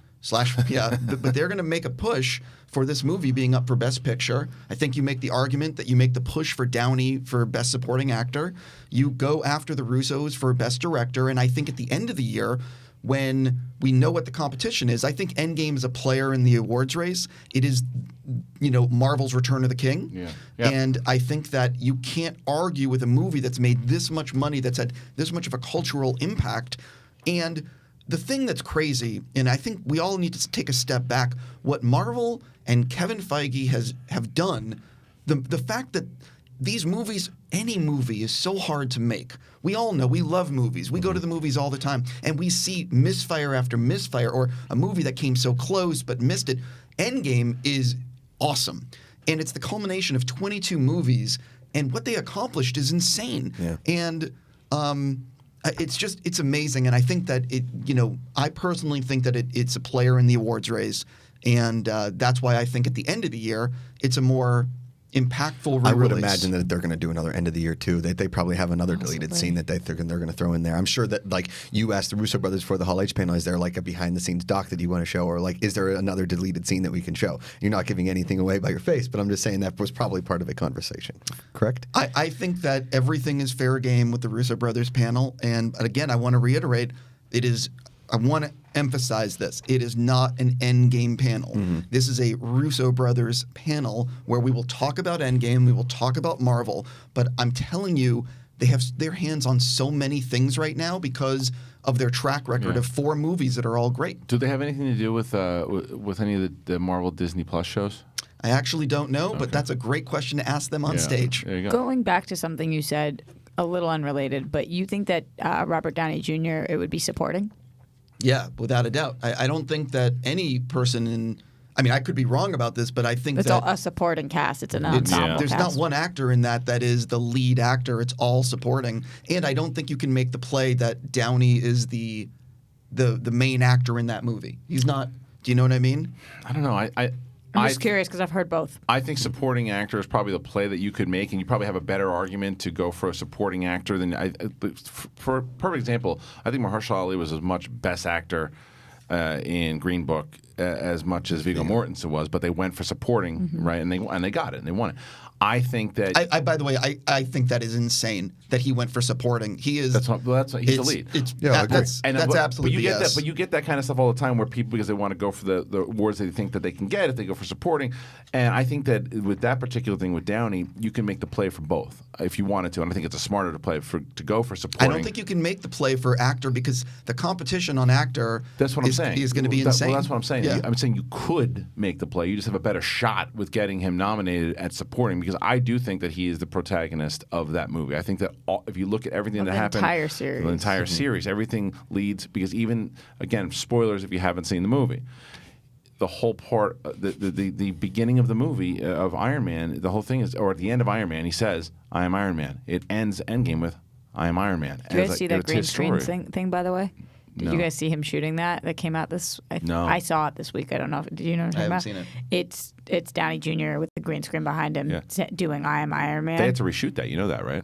Because it wasn't the original. It wasn't the original ending. I don't think he says anything. They talked about. I remember where I read this. No, I didn't know that. So it was a reshoot, and they had to, because I think one of their editors came in. The Russos were watching it with one of the editors, and he was like, "You know what would work really well is if he said, 'I am Iron Man.'" So they really liked it a lot, and they brought and they had to convince Downey. I forget how they got him to do it. I heard this story where they had to. He didn't want to do it. He didn't want to do it. He thought it was a perfect ending, and It was perfect. And he didn't want to go back to that place because it was a lot. Because it's a big emotional moment. But they got him to do it, and thank God they did, because it was such a great. Well, they released whoever did on the green screen. It was so interesting to watch because it just shows you the magic of filmmaking. It's just a guy on the ground saying, "I'm Iron Man." It's like all It those. also shows you how good he is. Yeah, all those like end of watch, or because after each episode of Game of Thrones, the Game of Thrones channel on YouTube released these awesome documentaries. They ranged anywhere from like 10 to 11 minutes to 45 to 50 minutes. I mean, they were incredible. And the one where Daenerys, the episode, Jon Snow.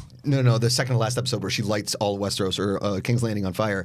They show Jaime Lannister and Cersei Lannister just hugging in front of a green screen because everything else is fake. Right. And just like that emotional emotional moment of the series was just a green screen. That's great. Okay, look. So once again, guys, the panel is 11 a.m. on Friday, the 19th of July. So cool, man. It's really Congratulations. cool. Congratulations. That's a big really move cool. there. The Russo Really cool. brothers will be there with Steve Weintraub. Make sure once that happens, we'll get that schedule pretty soon. The schedule is making my life miserable, so we need to find out that schedule very soon. I think that what's today's date? The 25th. Yeah. I think that the schedule gets announced it starts getting announced, I think, around July 4th. Okay. Give or take. I can handle that. I think that's when it starts. Can? Yeah, it's only next week. Can he help you? You don't know? I'm telling you. He doesn't know. It took him a month to get the Russo brothers approved. I had a conversation with a few people, and a lot of people think that it's probably they're probably going to end it the way that they usually have every year that they've been there. Are you talking about Marvel? Yeah. If I was a betting person, I would bet real money. Their panel just look at history. It's always Saturday night. I know. Always. They've never not done Saturday night at 5 or 6 o'clock. Yeah. So why would they change it? Because they're very superstitious. Why are they going to move it? It's just because it works. Because it's the start of a new era. That's what I was hoping, but you're not wrong. I think. All right, listen, we got to get a break. When we get back, thank you again, Frosty, for joining us. When Thanks we for get having me back, Devon Stewart is going to be here. He's got a brand new project that he's working on, and it's also for a lot of people that don't know Devon. You need to meet this guy. He's a real character, man. I love Devon Stewart. We'll have him in at 11:30.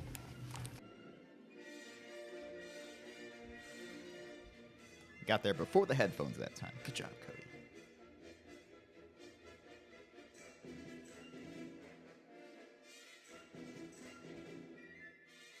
Hey guys, Reilly here, and let me tell you about Rule of Two. You looking for a Star Wars fix? Well, Rule of Two is that show. It drops on Collider Video's main YouTube channel, as well as on Podcast One's Jedi Council feed. So go over there, subscribe, share it with your friends. It's hosted by myself and Mark Fernandez. We talk everything in the Star Wars universe with a lot of deep dives and a lot of conversations that go all in. You know what to do. Subscribe, join us there, and rise.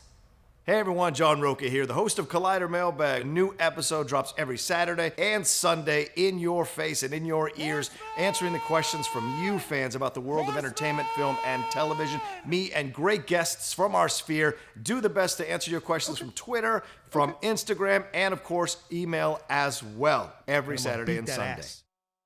Hi, I'm Coy Jandro, host of Collider Heroes, and I'm here to tell you we've got 20-minute episodes coming at you on Collider Video, on the YouTube, as you've always loved it. Plus, now we've got hour-long podcasts dropping every Thursday, so make sure to subscribe to the podcast because it's going to get even more sweaty on the podcast. Plus, every week, we're going to try to get some very special guest interviews, all of the people that help shape these movies and TV shows you love. So, video, podcast, interviews, all coming at you. Be sure to subscribe. Thanks so much, guys. Stay sweaty.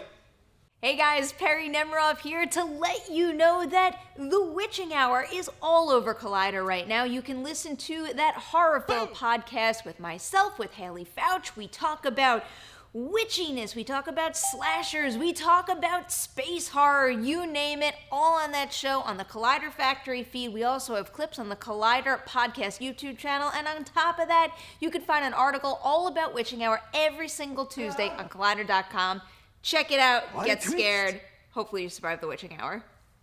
What's up, Collider fans? Ryan Satin here from ProWrestlingSheet.com, where you can find the top stories throughout the week in the world of professional wrestling. If you're a wrestling fan like myself, then you'd be doing yourself a disservice by not checking out all the shows we do every week on YouTube.com/C/Wrestling Sheet. In particular, on Wednesdays, we've got a SmackDown recap show hosted by John Rocha and myself, where we pick apart and talk about every little thing that happened on the Blue brand. So do yourself a favor and go subscribe at youtube.com/C/Wrestling Sheet.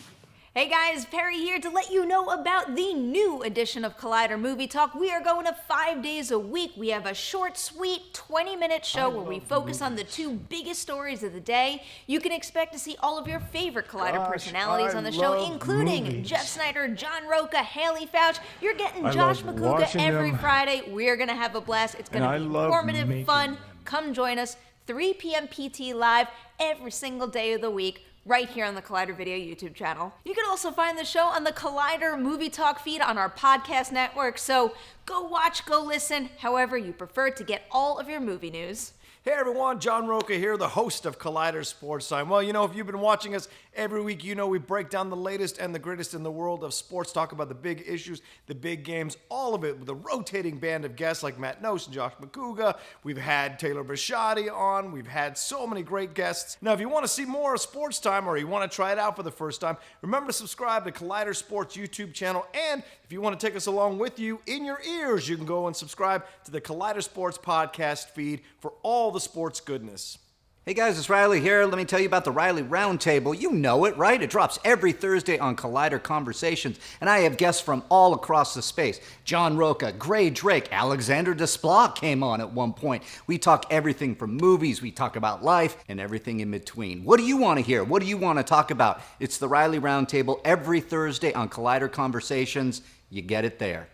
Hello, how are you guys doing? I'm Kristian Harloff. I'm the host of Collider Jedi Council. We talk about everything Star Wars, and if you want to catch our weekly show where we talk about the latest and greatest in Star Wars, it's movie news, it's canon, it's all of it. We take questions from you guys. How do you do it? Main channel, that's right here. Subscribe to this channel, and you can listen, you can watch, you can do all of it, but if you want to just listen to it, you got the podcast feed too. Stitcher, Spotify, Apple Podcasts, whatever it is, you can listen to it in your car. Do all of it. It's Star Wars. Episode 9's coming out, and then after Episode 9, you got TV shows, so we're going to be your sports center for Star Wars. Do it. Come on. Be real. Oh, what was that sound? What? Ew. Yeah. I don't want to know. I don't want to know. Okay. It was definitely a dinosaur sound, though. Yeah. What happened? What happened to you? So I said, okay, so we were talking, first of all, the conversation started with, well, we should introduce our guest first. Well, no, I'll do that in a second because I did spill mustard on my pants. Yeah. That's where the conversation started. Macuga said. The conversation started with, is a hot dog a sandwich? And people are like, no, a hot dog's not a sandwich. And is a burger a sandwich? No, of course not. But there's a lot of people that think that it is. Like there's this, it's the flat earthers of the world that think these things are, right? Then I was like, did you spill all the mustard on your pants? Or just some of it? I said all of it. All of it. Yeah. And then you were like, sometimes you got to get a spoon. And Roxy goes, I'd spoon mustard. And then Devon said, the one thing I wouldn't spoon? Mayonnaise. And then I said, I lived with a girl in Rome on my study abroad, and there was like 10 of us in this apartment. I came home drunk one night, and she had come home early drunk, and she was spooning mayonnaise like it was ice cream. Right? Just So- that Yeah, it's gross. Well, now we should introduce our guest. Like I said before, if you have been watching the Schmodown over the last 2 years, you saw a couple of brand new, a lot of characters that come in and out. One of my favorite people that I got a chance to meet was Jack Hine. No, I'm kidding. But his partner, Devon Stewart, who I did not know, even though I think that because I used to teach class at Marky Costello's school, and afterwards, like Bryan would go in there. You taught a class I did. there? Taught class, yeah, for a while. And It's called How to Spell Mustard on Your Pants that's and exactly, burp into a microphone. I was the best. You were the best. That wasn't even a burp. That was like, I don't Dinosaur. know what growl. Something He just happened. dinosaured. Yeah. Steve is going on this serious conversation. You're just like, It just and happened. it was like the proudest moment of his life, Yes. and he's clearly like nervous and excited. And you're like, and he's getting burps. Well, I mean, listen, this is, and I told him it's that's not the a show. burp. it's the show. But one of the characters that kind of has really popped in the Schmodown is Devon Stewart. He has had a good run in Inky and the Brain and the Kingsman, and he's not here to talk about any of that shit. He's here to talk about on Amazon. He's got a movie. He's a very talented actor. Breathe is the name of the film. Yes. Yeah, I actually I'm not in it. I actually wrote, directed, and produced directed it. Yeah, Oh, it's shit. my directorial debut. And I got lucky because I got a star name attached as the lead. She was a friend I worked with. She was an AD on a short film I did years back. And yeah, she was down for the cause, man. But it definitely helped, propel and get everything going. Was it too much because you're writing, directing, and producing? Was it too much to be in it also? For sure. Off the bat? I definitely think that making that film, and thank you for having me, by the way. Yeah. But Thank you for being here. Oh, girl, you stop it. But yeah, no, definitely acting on there would have been too much. Yeah. And so the role I thought I was going to do, I gave to my homie Troy. Okay. He was Sonny in it, which I don't want to reveal nothing. Yeah. So what's it about before we get into it? What's it? Let the people know what they're getting into. The easy summary of it, without revealing the plot twist, is it's mainly about a woman who is going through a past trauma, and in doing so, she's pursuing a relationship that her family is not content with. There's a lot of tension in the household and whatnot, and then it twists on you. And I don't want to tell you twist, but that's the general synopsis of it for now. Yeah. Why did you want to write this? It's weird because I think it was, and just being honest, I think I was sitting down watching $1 Million Baby one time, and I was like, man, I want to make something like that. And then I opened up my phone. I do everything from my phone. My phone is like I don't even have a laptop.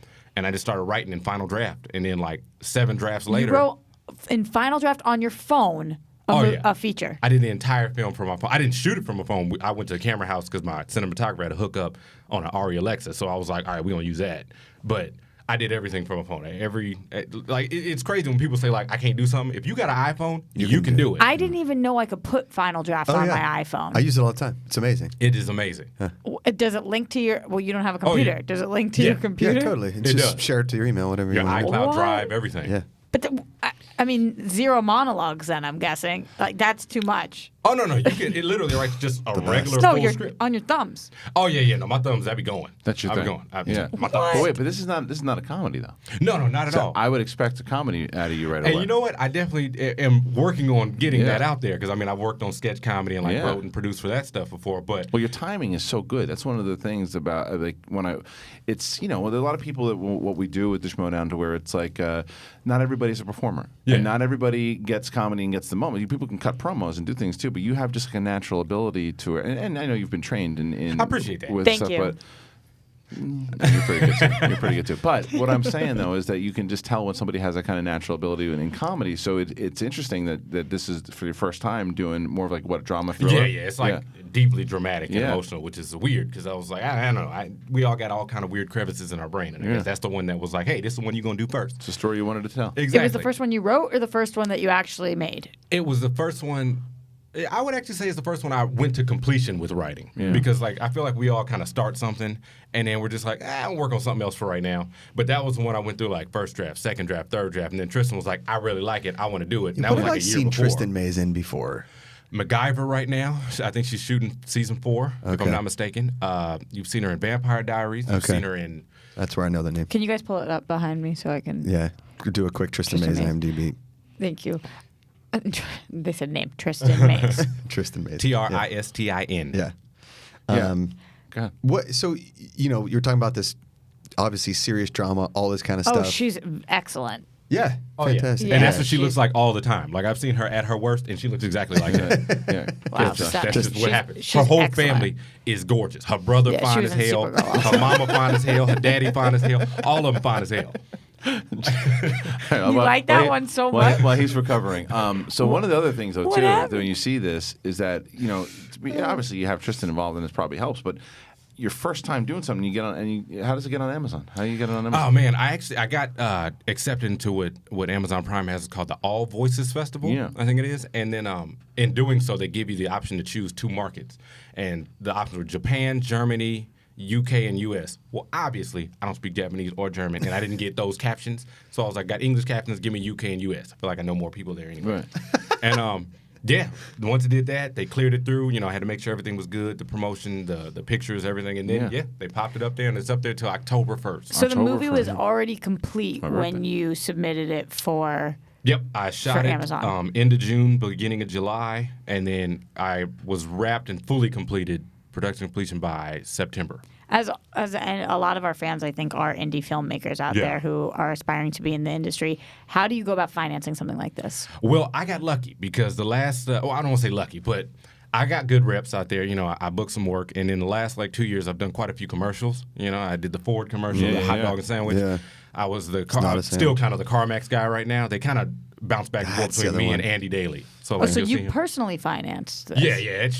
Stuff came out of pocket. It was that estimated about $15,000 total. I did have a friend help me produce it though. His name is Eduardo Franco. Booksmart. Go catch in theaters right now. He definitely, because some of the scenes were shot in his house, and then he would help finance as well. But still, it hurt. Yeah. Wow. But the beauty of indie filmmaking when it is your money. Yeah. Every corner, everything you do is, I'm sure there were times where we could get that, and you're like, I just don't have. There was a moment where I was like, we not eating today. Yeah. We might not. But then, of course, it's like it always that scene of Disaster Artist. Nobody's getting water. No water or anything. It's like people luckily it got worked out and smoothed out, though. Right. But, when it's your own money coming out of your pocket, you count every penny. Yeah. Every one. You made it over about 2 months. Was there... what were some minor or major snafus within production that you did not see coming? That because when you're working with stars, when you're working with people, your first thing, everything's on you. You know what I mean? There is a huge stress level on you that you're like, I don't know if this is good. Is this good? What's good? And running a professional set, doing all of that. I mean, helps that you were on professional sets, obviously leading up to it. But that whole thing, that's got to be every morning, every night. Because I have trouble sleeping after I watch This Is Us. I don't know what it's like making a movie. Well, no, you're right. It was definitely the most stressful and difficult thing I've ever done. And I got a 3-year-old who like is the man of the house, so I just pay bills and shit. But and I think that also helped prepare me because it was like if I can do that and still like pay my mortgage and still continue to work I was like, all right, I can make this movie. I thought.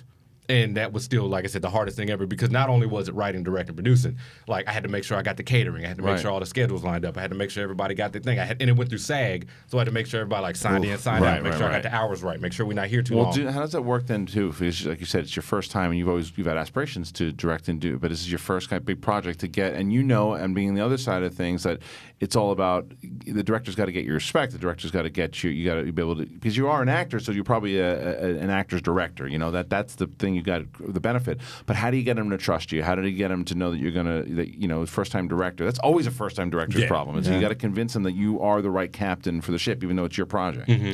I think for me. Once I have a pretty good relationship with Tristan, like we're real close. So it's like I think that helped. And then when everyone see, someone of her caliber be so comfortable, I think it definitely helped to ease everyone in. And then I just made sure I was on top of everything because I know when I'm on set, I know the things that are frustrating when they're like running behind or they're doing this. I made sure to not cut all those corners, make sure all that stuff was handled. And I think that relatability on the acting side also helped to have him be like, okay, he gets it, and I knew how to pull certain qualities out of the actors and actresses without coming off as too brass or coming off as too like, oh, you don't know because you're just behind the camera. Like I get how it feels to be sitting there and have 20 people looking at you. You're more of a peer. Yeah, and I think that also helped with it too. And one of the actors, Kyle Alexander, for example, he's pretty green, like he's still pretty fresh and whatnot. So it definitely helped with him getting to work alongside somebody of a higher caliber like Tristan, and then at the same time not feeling like he's pressured. Right. And with everyone else, everybody's fairly experienced, so that also made it easier too because everyone knew, how they wanted a smooth set to go. So you said Million Dollar Baby, obviously an inspiration. What if like the elevator pitch, like it's this meets this? I would say for this, it would be $1 Million Baby meets. That's a tough one because Independence Day. I wish. Oh my gosh, I was gonna throw in the line. I should have been at a barbecue, but there was no space for it. Sure. But I wanted that one so bad. But that's definitely a dream. Yeah, for sure. I've always told everybody. What's next though? What's the next project? Well, do you want to direct it again? Oh yeah, for sure. But now that I know how to, I feel like I know how to do it to a certain caliber. I mean, if anything gets bigger, of course, crash course. But I do want to be in the things that I direct, not on some ego stuff. Like I don't have to be the lead. I don't have to because I like playing like random characters. Like when we do The Kingsman, I loved playing that guy just because it's so stupid and like I get to be completely somebody else, right? And then but I do think I have a couple scripts I'm trying to get going on in the works. I'm trying just to get it so it's not coming out of my pocket again. Right. That's the main thing because that, like I said, that still hurts. Well, after the first one, it should be easier to get it not coming out of your pocket because you have something to show that you can do this and get people to back you, theoretically, right? For sure. It's also why you want people to watch it. You guys should watch it because then you can show the numbers. So it's on Amazon right now? Amazon Prime right now. So Amazon Prime, Breathe. Support Devon Stewart and check out his film, Breathe, because that's another way that once you see the numbers kind of come in, people go, wait a minute, people are really watching it, they're responding to it, and then you start getting phone calls. Yeah, man. I'm hoping Amazon hit me up. You're like, hey, your short film did a really good run. So you want to kick it? And I'm like, yeah. How long is it? 14 minutes and 9 seconds. 14 minutes, 9 seconds. It's not bad. I mean, guys, that's an easy. You go right through. Boom, right through. That's it. And I think because they let me see like how many minutes of it have been streamed so far. I think it's been on there about a week and a half. How's it doing so far? It's gotten over about 10,000 minutes worth of streaming. So I'm like, for a 14-minute film, I'm assuming that's okay. But I'm trying not to compare it to like Beautiful Boy, which is get 1 million views in like an hour. And you said it took 2 months to shoot the 14 minutes? No, it took 3 days, actually. I shot it end of June, beginning of July, because Tristan had to leave to go back to shoot season 3, I think it was, of MacGyver, like literally right when we wrapped. Yeah. And so, I was on like a time crunch. So it was like now or never. You're either going to do it now or you're not. And then, but it took the 2 months to finish all the like, the sound design. I had to do the editing regular. Well, I have people that did it, but I sit in with everything. From his phone. Yeah, right. Off from his phone. But I did sit in with them because, my colorist, Jack, and, Kuba. Like, everybody definitely put their part in. Great people, I definitely want to work with them again. So if I do get something that's well, I guess indie budget is what, $10 million and less now. Yeah. If I do get something closer to the max of an indie budget, I want everybody to get paid nicely. You know, That's 'cause right. they made this one happen. Of course, well, and that's the whole point of relationships. When you were with me then, I'm going to take care of you now. Exactly. Devon Stewart is with us, and we're talking about Breathe. But I want to talk to you guys also, so make sure that you open up the phone lines here, Cody, and we can get some phone calls. We have about 10 minutes left, so we'll get some phone calls in from you guys, whatever you want to talk about here. You got Devon Stewart joining us in studio, Roxy Striar, Josh Macuga. You gonna own what you did? I knocked over a can. Own it. No, You're gonna own it? I don't know if that's a big own. No. It's not any can, it's a LaCroix can. Yeah, that's not like really. I mean, the dinosaur burp. the breathed yeah, cans. I wanted you to own it. I knocked over a can. Thank you. Cool. Cool. Don't you guys think that Kristian was that kid in school that made you just like want to go home and cry when he did things like that? Like if you looked at knock me, over a can? no, cool. I'd be like, oh, I'm sorry. Okay. No, I was the one crying. Really? Yeah, I was dorky when I was. I was dorky Me too. For sure. I was a Really? deep nerd. I had a ponytail and everything. What? I was a Yeah. nerd. Dude, I had a mullet. Oh, yeah? Oh yeah, dude. When I was in school, my whole thing was the reason why I would just crack jokes, and that's the only reason. That's the only reason I went to school. Is I would crack jokes and try to be like, oh, okay, cool, they're laughing at me. So don't worry about it. I was also a class clown, so Yeah. I feel you. I trump your mullet with a binder with page protector Dragon Ball Z pictures I would print out and put in Pretty there. good. It's pretty good. Yeah, but see, but you were growing up though when that type of stuff was starting to cross over to being cool. Josh, he's really wish. getting to you today. I Yeah? wish. I'm just visioning these laminated Dragon Ball Z pictures. Like, look at this one. Right. It's Yes. another Dragon Ball Z. Like, And then I would be in class drawing them. Yeah. But like, oh no, back at that time, this was like what, mid-90s? Nerdism wasn't cool yet. Nerdism didn't really feel like it got cool until the Marvel movies blew up. Like the MCU started. That's true. By that time, I was already 2003. See, I was wrestling. Like my thing was I loved wrestling, so it was like Me too. up until a certain point. Because I was growing up. When I was growing up, it was WWF. Yes, Piper and Hogan and all those dudes. And so when I was coming up, like up until like 6th grade, wrestling was cool. Yeah. But I was still into it, and I'm like, you guys watch WrestleMania? No, asshole, it's fake. And then I watch it with my brothers. Okay. So, but anyway, do you have any phone calls that are coming in, Coates? Thank you. Hey, you're on Collider Live. Who do we got? Hey, what's up, guys? This is Luke. Hello, I actually Luke. called in probably, a couple weeks ago, and I was the big-time, the 2-time fucking loser on the giveaway for 16 hours or 6 hours. 13 whatever. hours. Yeah, 13 hours. 13 hours. Botch. Sorry about that, Luke. Total botch, Well, Luke. what question you got for us today? I just wanted to say that there's something about the show that makes a person call in twice to lose a Michael Bay Blu-ray. Sure. When I'm not even a fan. Like, I don't even know the name of the film. So Right. I just wanted to say that, like, And a third that was call quite- in. To Luke. Or do you, And could a you- third call in now. So Yeah. now, like, Now you got to ask a entire question. fucking audience, they hate me. Luke, Well, I think you're amazing, honey. You're killing Shut it. up, Keep Roxy. Ask a going. question, Luke. so I'm actually calling to say something to Roxy. Oh, great. And Here we to go. throw some shade on all the people that talk shit about her and saying that she throws the show off track. Because the truth is that Roxy is the only person that hasn't fucking, like, lost their shit on the air and gotten up, gotten out.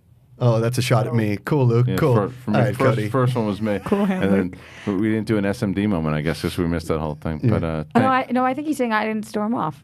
oh. Because you're pinned in the No. back there. You can't get out. Oh. You're too little. Yeah, all right. Well, thanks for the call, Luke.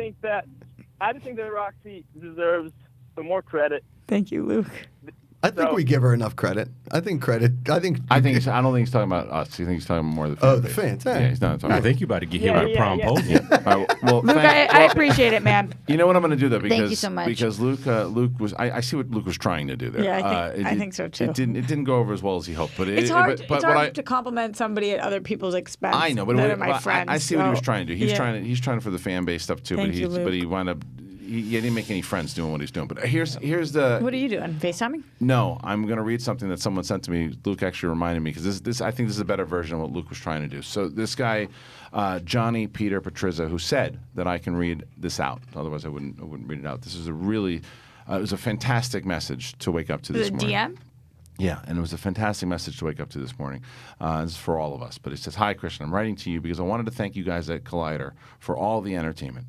In November and December of 2018, in the span of 4 weeks, myself and my fiance lost her father, who was a good friend and my grandfather. He had cancer, a blood clot, lung, and a stroke. Unknowingly, you guys have helped another viewer forget about his troubles in that tough time, helping to take my mind off things and to laugh. Being 27 at the time, I was looking forward to my birthday and Christmas to spend with my family and my friends.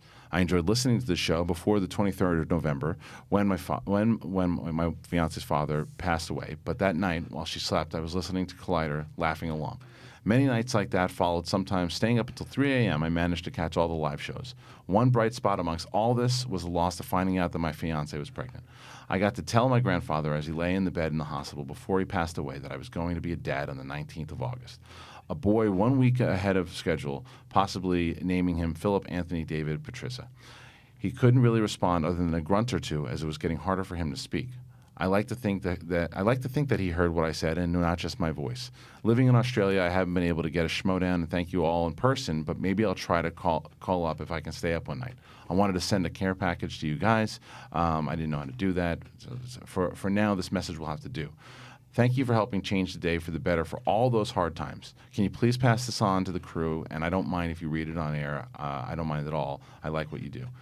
For all the shitty things that you guys see online, I'm thankful that there are people like you guys who offer a chance for others to relax and forget about their day. With all my heart, I thank you all at Collider for being you and for entertaining me.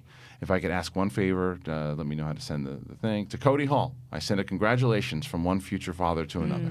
Roxy and Josh, get watching that anime. Try Akira, Grave of the Fireflies, My Neighbor Totoro, Paprika. All the shitty things He's got good taste. He does. For all the shitty things you see online, I'm thankful that there are people like you guys who offer a chance for others. And please let me know how I could send the package. And thank you very much from, once again, from Johnny.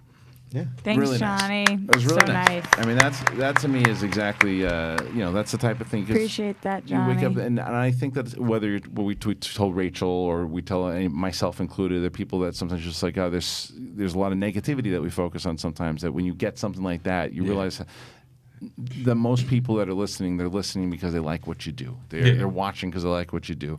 And sometimes the angriest voices are the loudest, but it's people like Johnny. And we'll throw Luke in there because he was trying to do a nice thing. Yeah. I still appreciate I was messing with you, Luke. Yeah, totally yeah. messing. You know, you get it. But either way, like it's the positivity that we thank you for. But we would like to do maybe one more phone call before we get out of here. All right, hey, you're on Collider Live. Who do we got?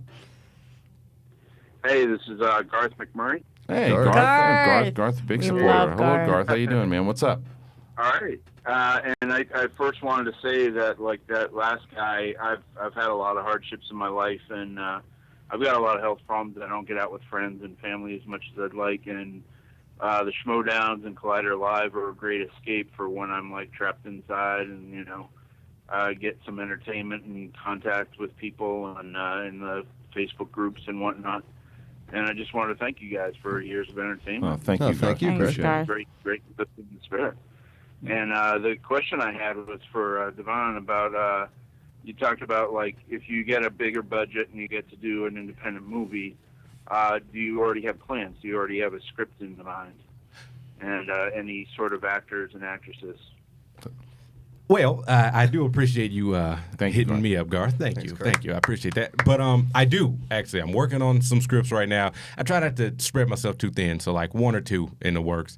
And if we talking about who I want to work with, man, that list is long. Besides Willard Christopher Smith Jr. He doesn't count. Okay, that's my illegitimate father. Yeah. Fourth child he didn't know he never had. But which they tried to tell me that his middle name is. They changed it from Christopher to you know what? That's not even the point. Look, okay. Are you making a movie about his middle name? I might. Oh, okay. I might because they tried to put me on some bullshit. I was like, no, I've known this is his middle name. But then, I'm a big fan of back to you, Garth. Numi Rapist. Did I say her name right? Yeah, Noomi Rapace. Rapace. We got the same person. Yeah, she's like one of my favorite actresses ever. I don't know who you're Girl with the Dragon Tattoo. Sherlock Holmes, Game of Thrones. She was the gypsy. She's like one of my favorite people like that. I've Game always of Shadows. Game of Shadows. Yeah, When I say Game of Game of Thrones, Thrones, But there's definitely a list of people I would love to work with. I mean, according to how the paperwork and the scheduling and stuff goes, that could always be an obstacle. Right. I mean, just like they say, Robert Pattinson not even Batman no more because of scheduling conflicts. No. That's a rumor? No. It was. See, this is what that article did.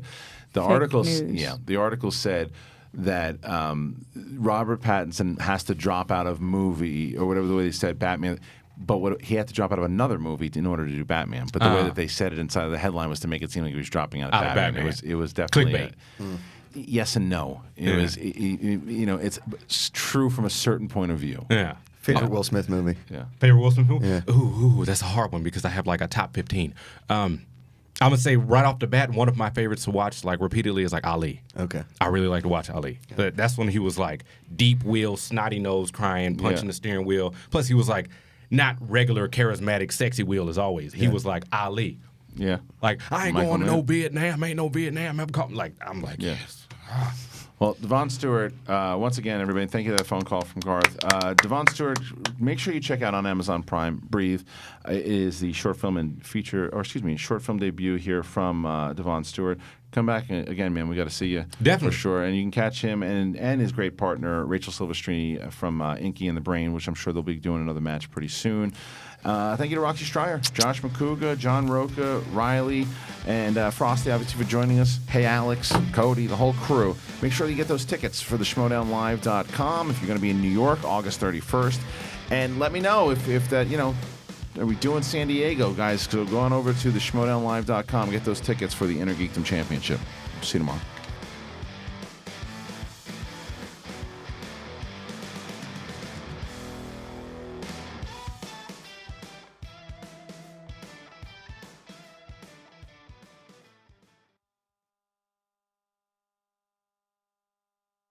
You're breathtaking. You're all breathtaking.